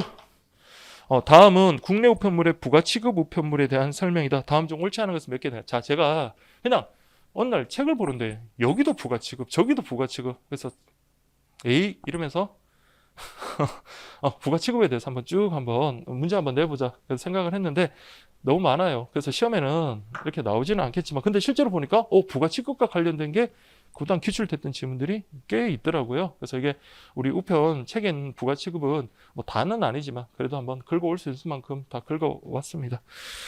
자, 그래서 여러분들 한번 볼까요? 옳지 않은 거 됐다. 자, 우리 복습경 한번 보시면 돼요. 부가 취급 우편물은 규격과 관계없이 수구분 우편물로 분류하다. 이번에 새로 들어온 거네. 아까 우리 뭡니까? 부도 반불해서 부가 취급 우편물은 무슨 취급 어떻게 구분해라? 수구분하라 그랬죠. 자, 이때는 규격의 관계가 없다는 이 표현 좀 기억하시고요. 규격에 관계없이 수구분 우편물로 분류하되 등기통상 구분기가 설치된 우편 집중국과 건역국에서는 규격의 대형 등기통상 우편물에 한해서 기계 구분 우편물로 분류할 수 있다. 이거 얼핏 보면 맞는 것 같지만 물론 부가 취급 관련해서 요게 예외가 있죠. 등기통상 구분기가 설치된 게 우편 집중국과 요쪽은 수구분이 아닌데 기계 구분 가능하지만 기계가 되는데 여러분 큰 게 들어갈까요? 작은 게 들어갈까요? 그렇죠. 작은 게 들어가야 됩니다. 그래서 이게 등기 대형이 아니라 뭐다? 소형 등기 통상 우편물에 한해서 기계 구분 우편물로 분류할 수 있다. 이렇게 딱 구분하시고요. 자, 이건 다 기출 났던 겁니다, 여러분들. 자, 그래서 덮개가 있는 우편 상자에 담아 덮개에 운송 용기 국명표 부착하고 자, 그다음에 이전에 필요시라고 나왔죠. 자, 우리 덮개를 갖다가 하면 반드시 뭐라고요? 묶은 건 반드시 묶어야 되는 거고 필요시 묶는 게 아니라 그랬어요. 반드시 봉함으로 발송한다.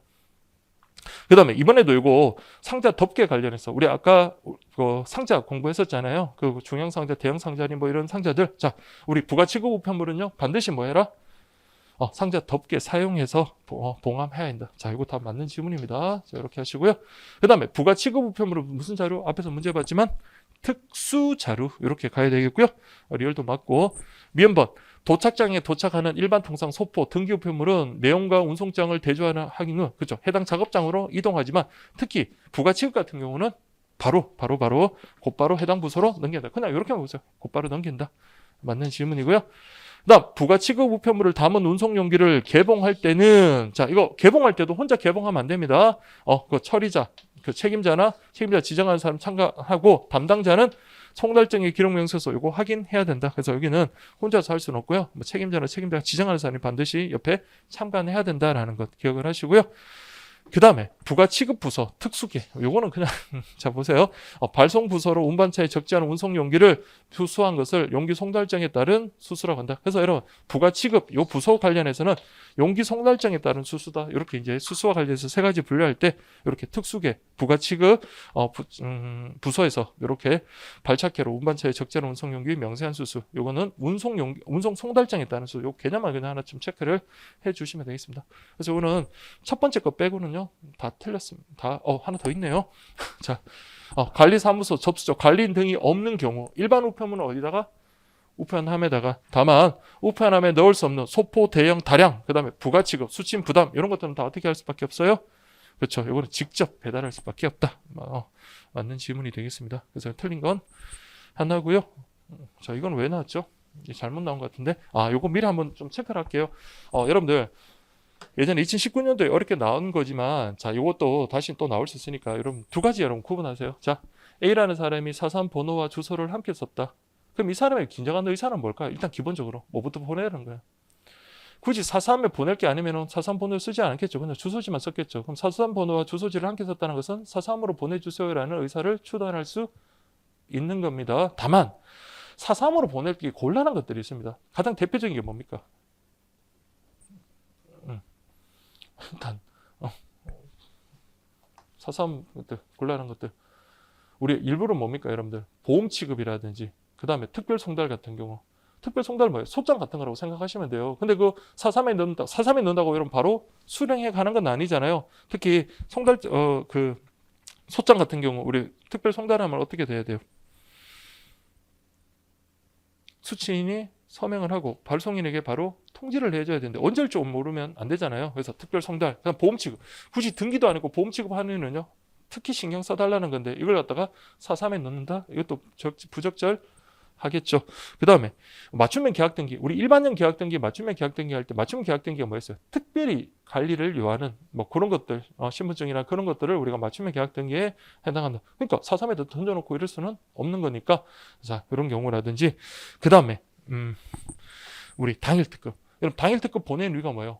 빨리 수령하라고 보내는데 사삼에 넣어두면 언제 가져갈지 모르잖아요. 그래서 요 4개 여러분들 당일 특급, 특별 송달, 보험 등기, 맞춤형 계약 등기는 주소하고 사삼 번호를 같이 썼을다 하더라도 이게 아무리 사삼으로 가는 거, 사삼에 넣을 수 있을지라도 이겁니다. 사삼에 넣어서는 안 되고 어디로 가라?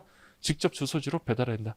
근데 사삼 번호를 기록하지 않고 주소를 했는데 늘 보면 이게 사삼으로 가던 걸 이번에 미스했다고 생각이 되면 사삼으로 넣을 수는 있다. 다만 아까 봤던 4개에다가 뭐까지?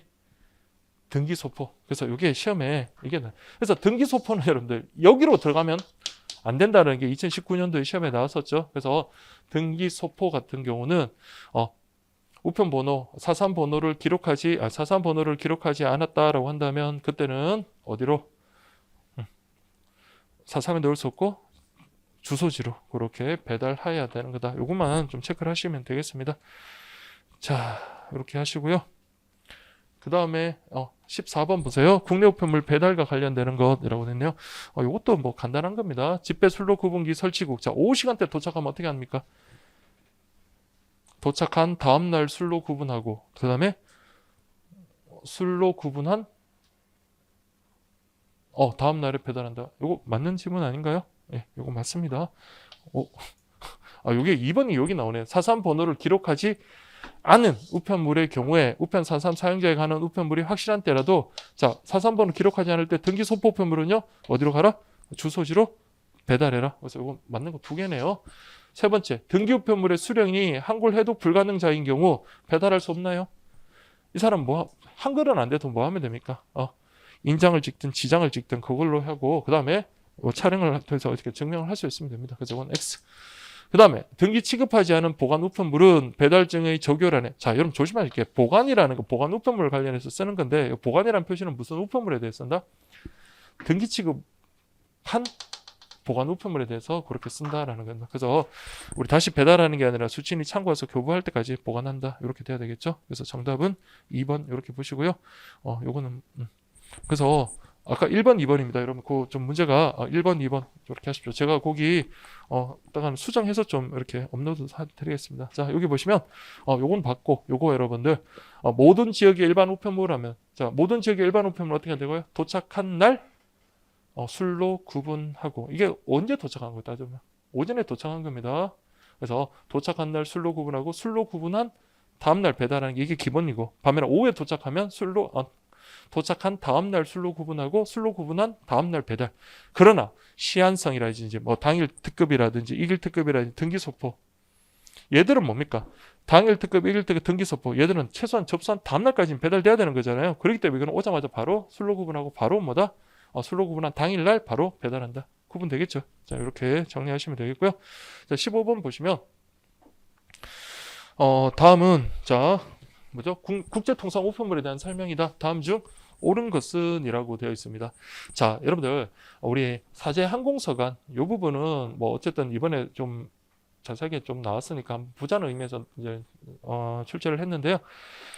자, 기본적으로 여러분들 우리 항공엽서 그 국제 그 우편과 관련해서 엽서라든지 그 다음에 항공서관 이거 법규 위반하면 뭘로 취급한다 그랬어요? 서장으로 취급한다라고 그랬죠. 다만 그 여기도 맞죠. 항공서관, 사제 항공서관도 뭐다? 규격을 위반하면 서장으로 취급을 하는 겁니다. 그러면 규격이 뭔가? 그것도 알아야 되는데 이건 우리 앞에서 여러분 국내 우편물 엽서할 때 했죠. 그래서 가로 세로 아까 뭐라 했어요? 90, 140. 그러면 가로와 세로의 길이의 비는 얼마 이상이다? 1.4배 이상이어야 된다. 자, 그렇게 보시면 됩니다. 다만 한계가 차이 납니다. 우리 앞에서 아까 90, 140 했지만 자, 이거 허용 오차 얼마 있어요? 우리 국내 우편에서 5mm였죠. 그렇죠? 그러나 사제 항공서관은요. 자, 우리 허용 오차가 2mm 이렇게 됐다. 요거 하나만 그냥 좀 이번에 새로 들어온 거니까 그렇게 하시고 요건 1.4배 이상. 요거는 동일합니다. 요거랑 동일. 그러나 요거는 5mm가 아니라 2mm더라. 이렇게 보시면 되겠습니다. 자, 2번. 우리 인쇄물로 접수할 수 있는 것 없는 것 이거 섞어서 시험에 한번 나왔었습니다. 그래서 자, 우리 인쇄물이라는 게 뭐예요? 복사물 같은 건데 CD도 여러 개 복사할 수도 있고 비디오 테이프도 같은 명화 뭐 이런 것도 복사할 수 있죠. 그렇지만 이거는 인쇄물로 취급하지 인쇄물로 우리 발송할 수 없는 겁니다. 그래서 얘도 안 되고 OCR도 안 되고 포장 박스도 안 됩니다. 포장 박스도 보면 똑같잖아요. 막 보면 어느 회사 근데 요거 상업 광고물은 요거는 인쇄물로 취급해서 발송 가능한 거, 뭐 서적이나 전기 간행물처럼 마찬가지로 가능하다. 그래서 얘 때문에 이건 틀렸어요. 자, 이렇게 하시고 그 다음에 요거 이번에 새로 들어온 부분이네요. 플라스틱, 알루미늄 등을 활용하여 제작한 포토카드는 인쇄물로 취급이 가능하나 종이로 제작된 거는 인쇄물을 적용할 수 없다. 반대로 돼 있죠. 종이 가능하고 얘들은 적용할 수 없다. 이렇게 보시면 되겠고요. 다음 이거는 뭐 옛날부터 있던 거. 이거 틀리면 진짜 큰일 나죠. 자, 소형 포장물 CN22, CN24 뭐에 따라 나눈다? 크기에 따라 나누는 게 아니라 자, 내용품의 가액이 얼마를 기준으로 300 STR을 기준으로 CN22, CN23으로 구분한다. 이렇게 돼야 되겠죠? 자, 그래서 이 문제의 정답은 1번이 되겠고요. 자, 그래서 여기 사제 항공서관 그 조제 기준과 관련해서 그냥 가볍게 보십시오. 그래서 뭐 90, 140, 1.4배, 5g 이내 여기까지는 됐고 바탕은 연청색이고 자, 붉은색, 청색 이렇게 이렇게 돌고요. 그다음에 요걸 기억하세요. 발송인 아닌 자의 광고를 게재하지 않을까? 그러면 발송인의 자, 항공서관에다가 발송인의 광고를 기재했다고 규격 요건에 위배가 되는 것 아니라는 거예요. 무슨 말인지 알겠죠? 발송인의 광고를 갖다가 게재했다 하더라도 규격 요건에 위배되는 건 아니다. 이렇게 보시면 되겠고요. 사제니까 당연히 우편 요금 표시하는 증표, 엽서든 항공서관이든 사제에 대해서는 자, 우편 요금을 표시하는 증표는 인쇄할 수 있지만 뭐는 인쇄해야 됩니까? 우편 엽서를 나타내는 포스트 카드 아니면 카르테 포스텔 같은 그런 거는 표시를 해야 된다. 다만 그림 엽서는요. 그런 거 표시 안 해도 된다라고 했습니다. 자, 이렇게 하시고. 그래서 접수 가능하고 접수 불가. 여러분들 아까 우리 말씀 상호 광고물은 접수 가능하지만 나머지는 안 되는 것. 이건 뭐 잘 하실 거라고 봅니다. 자, 그다음에 16번 보도록 할게요. 자, 다음 국제우편에 대한 설명이다. 다음 중 자, 옳은 것은 그랬네요. 항공 선편 소포 K패키 국제특급 비서리는 실제 중량, 부피 중량 두 가지 중량 비교. 요번에 뭐 계속 나오던데 선편은 아니라 그랬어요. 자, 이걸 갖다가 여러분들 제시한 그 협회도 뭐라 했어요? 무슨 항공협회, 항공운송 뭐 그 관련되는 협회에서 최적 중량 적용하자. 왜 그런지 말씀드렸죠. 무게도 얼마 안 나가면서 뒷다 부피 마커 가지고 항공기 안에다가 실어 나르면 항공업체들은 울상이잖아요. 그렇죠? 그래서 부피 큰 거 이것도 높은 요금 적용하기 위해서 이렇게 적용하자. 근데 여기서는 선편은 아니다라는 것 기억하시고요. 자, 현재 우리나라에서 국제우편물의 접수와 배달 의무를 수행하는 일반 우체국은 세 군데가 있다. 자, 우리 뭐는 빼야 됩니까? 인천은 빠져야 됩니다. 자, 그래서 자, 말 그대로 여러분들 우리가 우편물을 외국으로 보내고 외국에서 받는 그건 통상 그군 세 개 다 되겠지만 관세, 세금 관련 관세 같은 것도 세 개 다 되지만 지금은 일반 우체국은요 2개만 된다라고 했습니다. 그래서 이게 인천은 빼야 되겠고요. 그다음에 사제 항공사 간에 발송인의 광고를 게재한 경우 항공서장으로 취급한다라고 된다. 아까 지만 발송인 아닌 자의 광고를 게재한 경우 그렇게 취급한다. 이렇게 보시면 되겠고요. 자, 사전 통관 정보 제공. 자, 향후 LC를 포함한 이건 다 틀렸네요.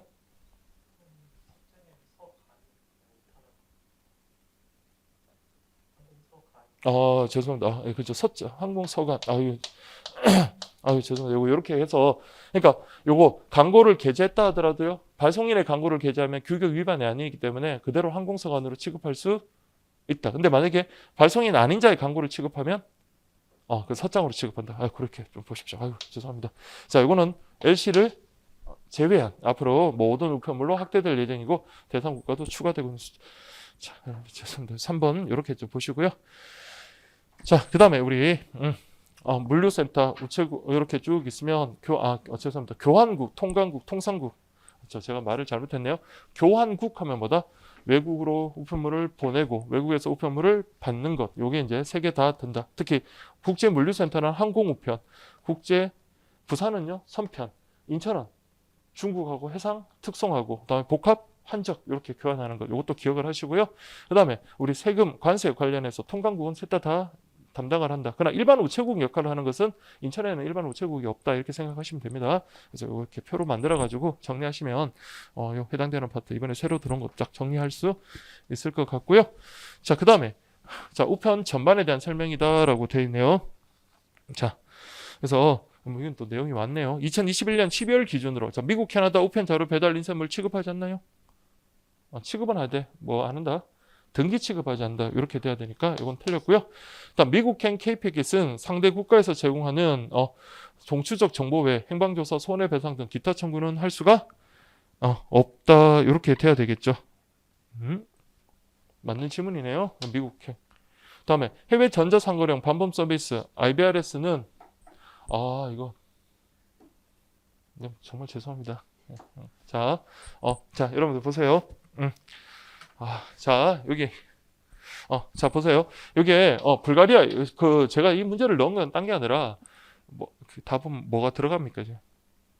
외국 국가들이 다 들어간 그런 지문일 거예요. 그래서, 자, 여기 보시면, 해외 전자상거래용 반품 서비스는요, 어느 국가만 가능하다? 일본만 가능하고, 자, 불가리아를 제외한 모든 국가가 적용되는 것은 그건 요금 수취인 부담, IBRS가 되는 거니까 이건 틀렸고요.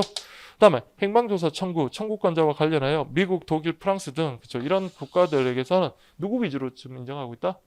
발송인 위주로 행방조사 진행한다. 이렇게 보시면 되겠습니다. 그래서 2개 맞고요. 그다음에 프랑스행 식품 우편물 이거는 뭐 아니겠죠. 미국이라는 거 아시겠고. 그다음에 EMS 발송 시 프랑스행 EMS 접수 시 개인의 물품과 달리 상업 물품 모두 면세 한도에 관계없이 인보이스 반드시 작성한다. 특히 인보이스 상업 송장 관련해서는 프랑스 생각하시고요. 이때는 개인 물품이든 상업 물품이든 상관없이 모두 뭐다? 반드시 작성해야 되고 이때 몇 장? 2장 이렇게 딱 기억하세요. 프랑스는 2장. 그래서 이거는 달리란 말도 틀렸고요.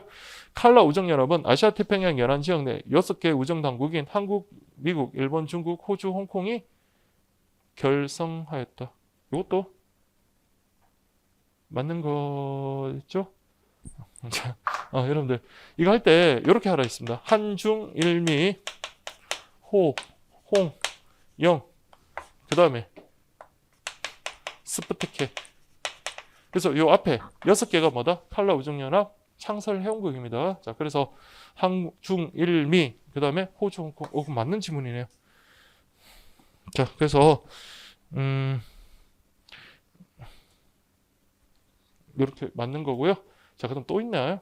또 있네요. 자, 여기 보시면 국제우편 요금 수취인 부담. 자, 아까 말씀대로 국제요금 수취인 부담은 불가리아를 제외한 모든 국가. 그러니까 IBRS하고 IBRS EMS하고는 구분하셔야 돼요. 자, 이건 X.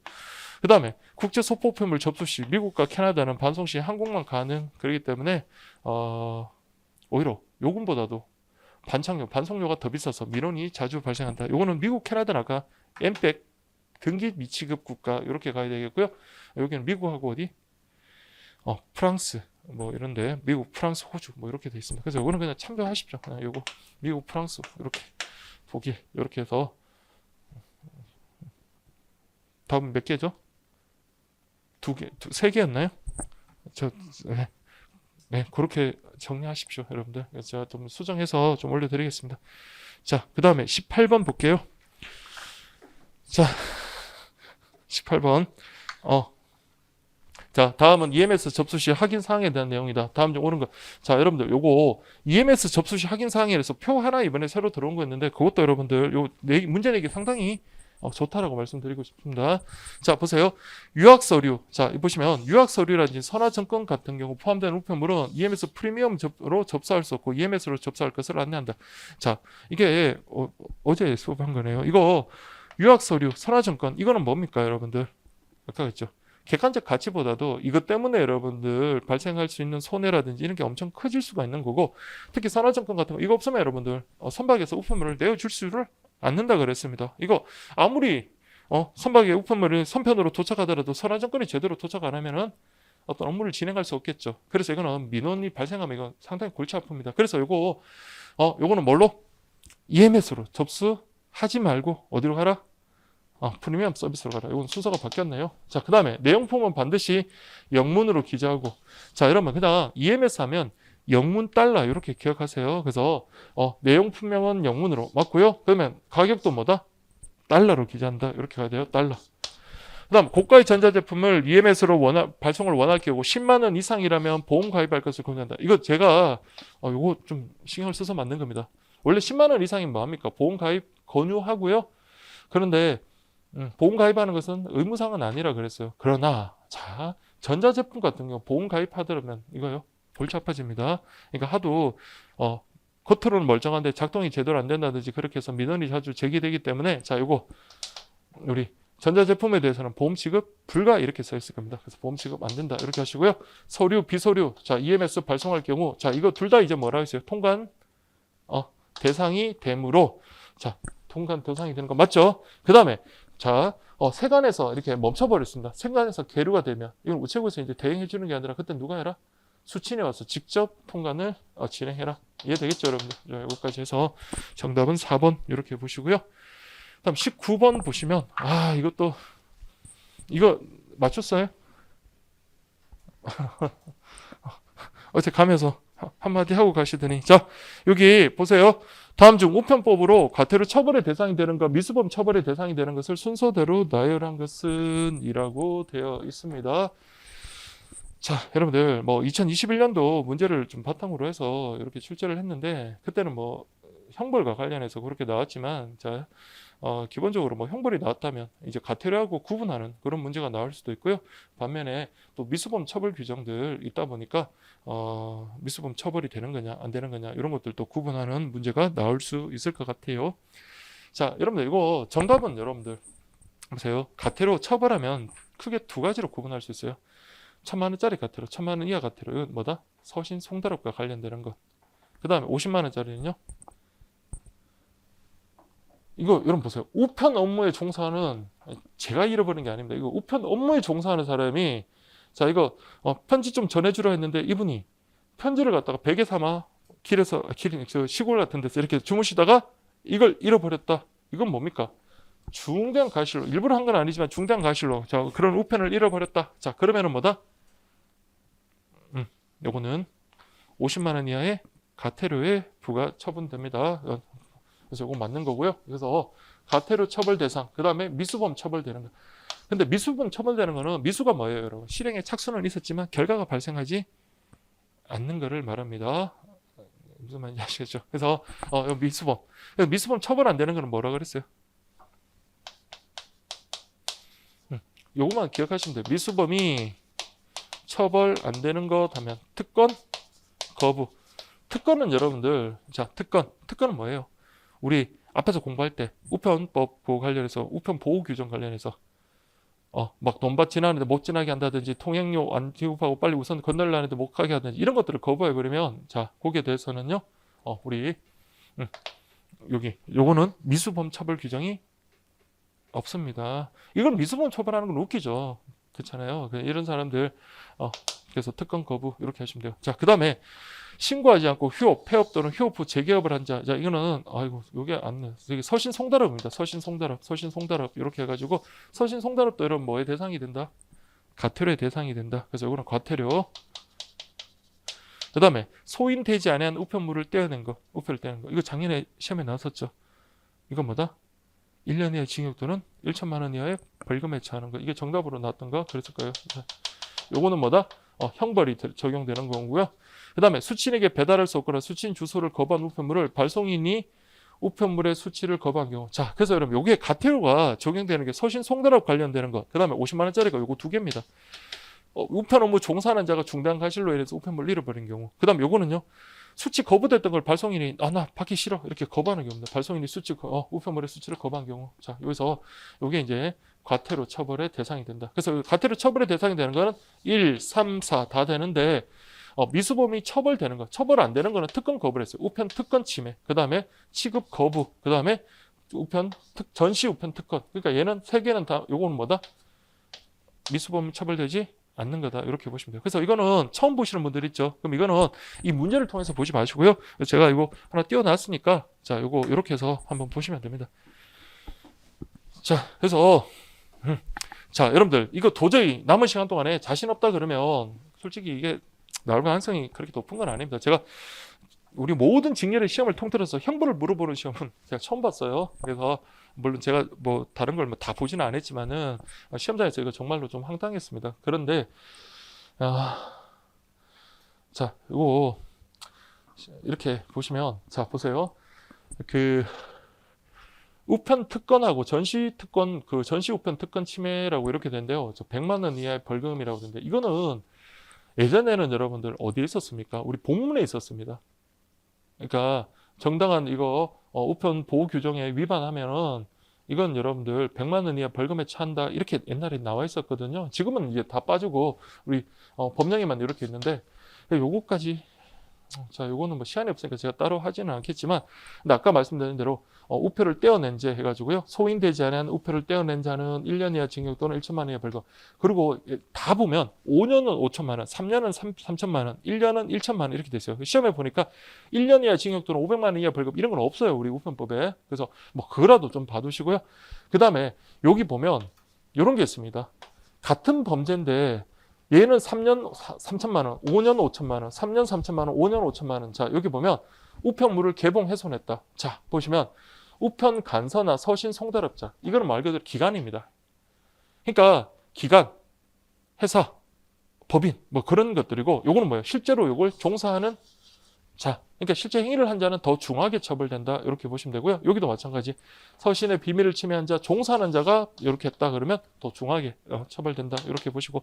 그래서 요거는 여러분들, 자, 요거는 지금 시점에서 뭐 정리 이미 된 분들은 할 수 있겠지만 아니면 조금 힘들 것 같고요.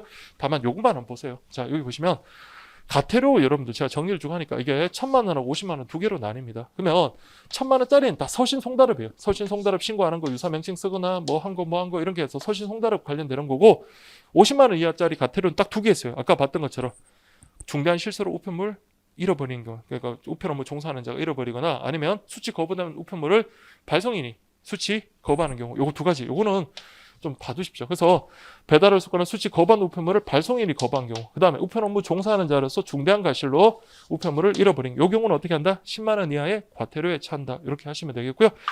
웬만하면 여러분 미수범 다 처벌합니다. 자, 이러면 이렇게 보세요. 내가 뭐 우표 떼어내려고 해서 우표 딱 떼어내는 순간 딱 들켰어요. 그래서 다 떼어내지 못하고 딱 중단 놔뒀다. 이거 뭐다? 미수범이라고요. 그러면 1년 이하의 징역 또는 1천만 원 이하 벌금인데, 자, 미수범 되면은 별도 처벌 규정에 의해서 또 처벌이 됩니다. 뭐 처벌이 대부분 약하겠죠. 근데 어쨌든 얘들 전부 다 뭐다? 미수범 처벌 규정이 있다. 그러나 처벌 규정이 없는 건 딱 3개. 특권 거부, 우편 특권 침해, 전시 특권 침해, 그 다음에 우편 취급 거부, 이렇게 특권 그러니까 특권 거부 이렇게 해가지고 나올 가능성이 별로 없습니다만 혹시나 여러분들 그래서 이렇게 좀 정리를 해두세요. 그래서 요거는 여러분들하고 한 번쯤은 이렇게 좀 같이 해보고 싶었어요. 그래서 제가 이거 정리하는데 시간 진짜 많이 걸렸거든요, 옛날에. 자, 그래서 이렇게 하고 마지막 20번 한번 보겠습니다. 다음은 우편 관련 법령에 대한 설명이다. 옳은 것은, 자, 그래서 우편 관련 법령만 하더라도 문제 어마어마하게 나오더라고요. 그래서 이거 막 너무 막 계속 출제하고 싶은데 손이 막 참는다고 억지로. 그래도 이외에 좀 그런 것들이 있으니까 뭐 제 OX 집에 있는 분은 그 정말 한번 보시면 좋을 것 같아요. 그러니까 이번 시험이 아니래도 진짜 제가 감히 말씀드렸잖아요. 그 겨울 내내 그 우리 공고 나기 전에도 이번에는 법령에 대해서 한번 마음먹고 한번 정리해봐야겠다 싶어가지고 작년 11월부터 우편법하고 금융 그 관련해서 법령 정리하는데 시간을 정말 많이 할애했습니다. 그래서 그래도 명색이 그래도 이제 법을 전공 잘 몰라도 그래도 법을 전공해서 법전도 그래도 여러분들보다 조금이라도 많이 봤을 거고 한데 그래도 좀 도움되는 방향으로 하려니까 와, 법정도 이렇게 중요한다기보다 시험에 낼 게 많다라는 생각이 또 한 번 더 들더라고요.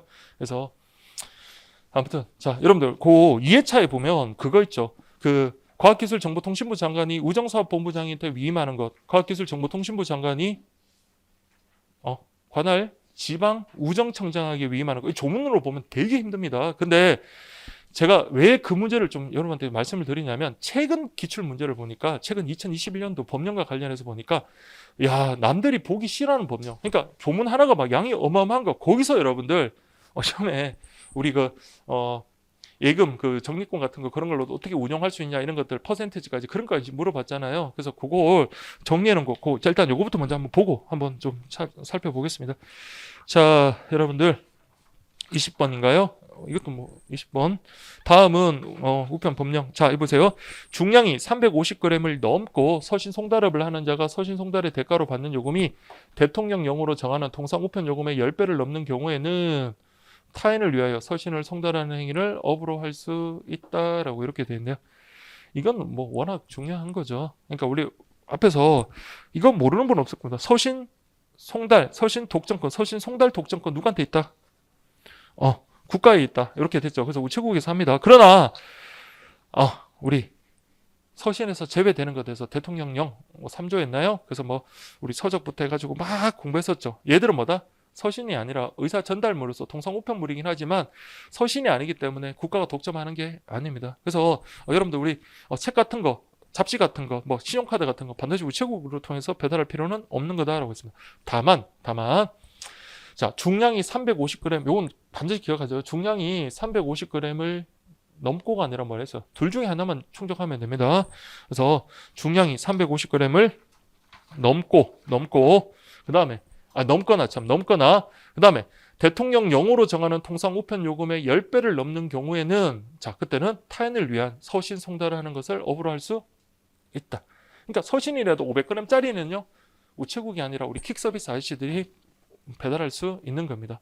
근데 요거는 이걸 갖다가 넘고가 아니라 또는이라는 거 기억하세요. 그냥 둘 중에 하나만 요건 충족하면 됩니다. 자, 그런데 여기서는 보세요. 뭐라고 하냐면 대통령령으로 정하는 통상 우편 요금의 10배가 있습니다. 그러면 요거는 법 체계상 자, 우리 그 해설지 한번 보세요. 제가 거기 해설지에 보면 그 1번에 보세요. 1번. 중량이 350g을 넘거나 통상 우편 요금의 10배를 넘는 경우 타인을 위하여 서신을 송달하는 행위를 할 수 있다고 한 다음에 밑에 여러분들 시행령 3조를 보면 이렇게 돼 있어요. 우편법 2조 제3항에서 대통령령으로 정하는 우편 요금이란 제12조에 따라서 자, 요거 여러분들 가장 기본이 되는 겁니다. 5초가 25 이하 요금이다. 이해되겠죠, 여러분들? 그래서 요게 요금이 지금 얼마 430원인가요? 450원인가? 450원이었나요? 네, 그거의 10배를 넘는다? 그러면 4,500원 이렇게 되는 거예요. 그러니까 우편법에서 규정을 하고 시행규칙에서도 좀 더 구체화시켰던 그런 거다. 이렇게 보시면 되고요. 자, 2번 같은 거 이건 안 나올 것 같아요. 군사 우편물 요금 얼마다? 일반 우편 요금의 2분의 1 무료가 아니다라는 것 보시고요. 그다음 체납 요금 등과 연체료는 조세와 다른 채권에 우선한다라고 되는데요. 이건 우체국이 뭔데 세금한테 앞섭니까? 무조건 세금이 앞선합니다. 그러니까 조세를 제외하고 다른 채권에 우선한다 이렇게 가야 되겠고요. 그다음에 자 여러분 이거는 꼭 기억을 하세요. 이게 서신 송달업이 우리 우편법이나 시행규칙에서 차지하는 비중이 상당히 높습니다. 그러니까 특히 소규모 서신 송달업 같은 경우는 뭐조차 할 필요 없다. 신고조차 할 필요 없다는 거 기본적으로 알아두시고요. 그 다음에 서신 송달업 보세요. 거짓으로 작성된 서신 사업 신고서를 제출했다. 그러면 자 우리 이번에 여러분들 그 뒤에 보면 과태료 관련돼서 별표에 보면 뭐 이렇게 행정 제재를 갖다가 과태료 얼마 할 수 있는 거 이런 것도 있는 반면에 딱 두 개에 대해서는요. 얘는 위반 횟수에 상관없이 뭡니까? 무조건 영업소 폐쇄를 명하는 게 두 개가 있습니다. 그게 뭐다? 처음부터 얘가 뭐예요? 거짓으로 사업 신고서 제출한 경우. 다음 두 번째가 그렇죠. 얘가 뭐 위반해가지고 영업 정지나 이런 걸 했는데도 불구하고 이거 뭐 다시 뭡니까? 계속 영업을 재개한다든지 그런 식으로 하는 경우. 그래서 우리 그 조문에 제가 그 밑줄까지 쳤는 게 보세요. 거기 보시면 다만 155호에 해당하면 영업소 폐쇄를 명한다. 이거는 여러분들 횟수에도 관계없습니다. 한번 그냥 위반하면 바로 영업소 폐소 명해야 된다. 자, 그래서 1호에 보시면 거짓으로 작성된 사업신고서 제출한 경우. 5호는요, 사업정지명령 위반해서 사업정지 기간에 사업을 경영한 경우. 그래서 제가 1호, 5는 자, 그냥 뭐다? 사업정지 기간에 폐쇄 명령만 가능하다는 거, 그거 좀 기억을 하시고요. 그래서 이게 한 번도 물론 나오진 건 아니지만 그 뒤에 가태료 그 별표와도 같이 보면 거기도 이런 내용들이 나와 있거든요. 그래서 표 그림이 있으니까 거기까지 여러분들 한번 좀 봐두시고요. 자, 이거 긴데 좀 여러분 힘든 거 아는데요. 딱 하나 진짜 2회차도 이거 꼭 좀 점검하세요. 여러분들 뭐 다 맞췄으면 상관없고요. 좀 같이 풀고 싶은 것들이 진짜 많긴 한데 얘다 금융을 못 하니까 자 여러분들 아까 그린 제 뭐 있죠? 우편 그 법령 고 관련해 가지고 이거 많네요. 왜 이렇게 많습니까? 8, 9, 10, 11번 다 요거가 관련되는 건데 제가 욕심이 생겨서 11번 같은 경우는 막 선지가 막 몇 개입니까? 10개가 돼버리네요. 그래서 요거 여러분들 한번 체크하시고 자 10번 한번 보세요. 10번이 아니라 9번. 문제는 되게 간단하죠. 자 거기 2회차 9번 한번 보십시오. 다음 중 우편법 시행령에 따르면 과학기술통신부 장관이 우정사업본부장에게 위임하는 업무는 어느 것인가? 라고 이렇게 되어 있습니다. 그래서 이거 조문인 여러분들 살펴보려면 머리 아프고 시간 걸립니다. 그러면 우정사업본부장한테 위임하는 것 엄청나게 많습니다. 그런데 관할 지방우정청장에게 위임하는 것 그거는 조문을 보니까 그렇게 많지가 않아요. 자 밑에 박스 여러분들 그 해설치 한번 보시면 저 2항에 제가 굵은 글씨랑 밑줄 친 거 한번 보세요. 2항 보시면 9조 2의 2항 보면 과학기술정보통신부 장관은 법 12조 3에 따라 다음 각 호의 권한을 지방우정청장에게 위임한다라고 한 다음에 제가 편조주 했습니다. 뭐라 했냐면 우정사업본부장에게 위임하는 경우하고 비교를 하되 자 우정사업본부장한테 위임하는 거는 다른 조문에 보면 엄청 많아요. 그거 보지 말고 이것만 보세요. 국내 우편물 자 체크할게요. 관내 자 관내입니다. 그 관할 지역 내 그러니까 이거는 누가 권한이 있을까요? 당연히 관할 지방 우정청장 관내 운송 명령 그 다음에 요거 서신 송달업 이것 때문에 여러분들 내용이 상당히 많아요. 그 밑에 막 조문이 많지만 따져보면 다 서신 송달업과 관련되는 겁니다. 그래서 서신 송달업 그 다음에 우리 방금 봤던 과태료 부가징수 그 다음에 우편구 지정고시 요거 4개는 그래도 혹시 모르니까 외우고 들어가세요. 자 관할 지방 우정청장에게 위임하는 것은 한번 떠들고 가십시오. 그 기억에 오래 남습니다. 자, 우리 시험 때까지만 어떻게든 버티십시오.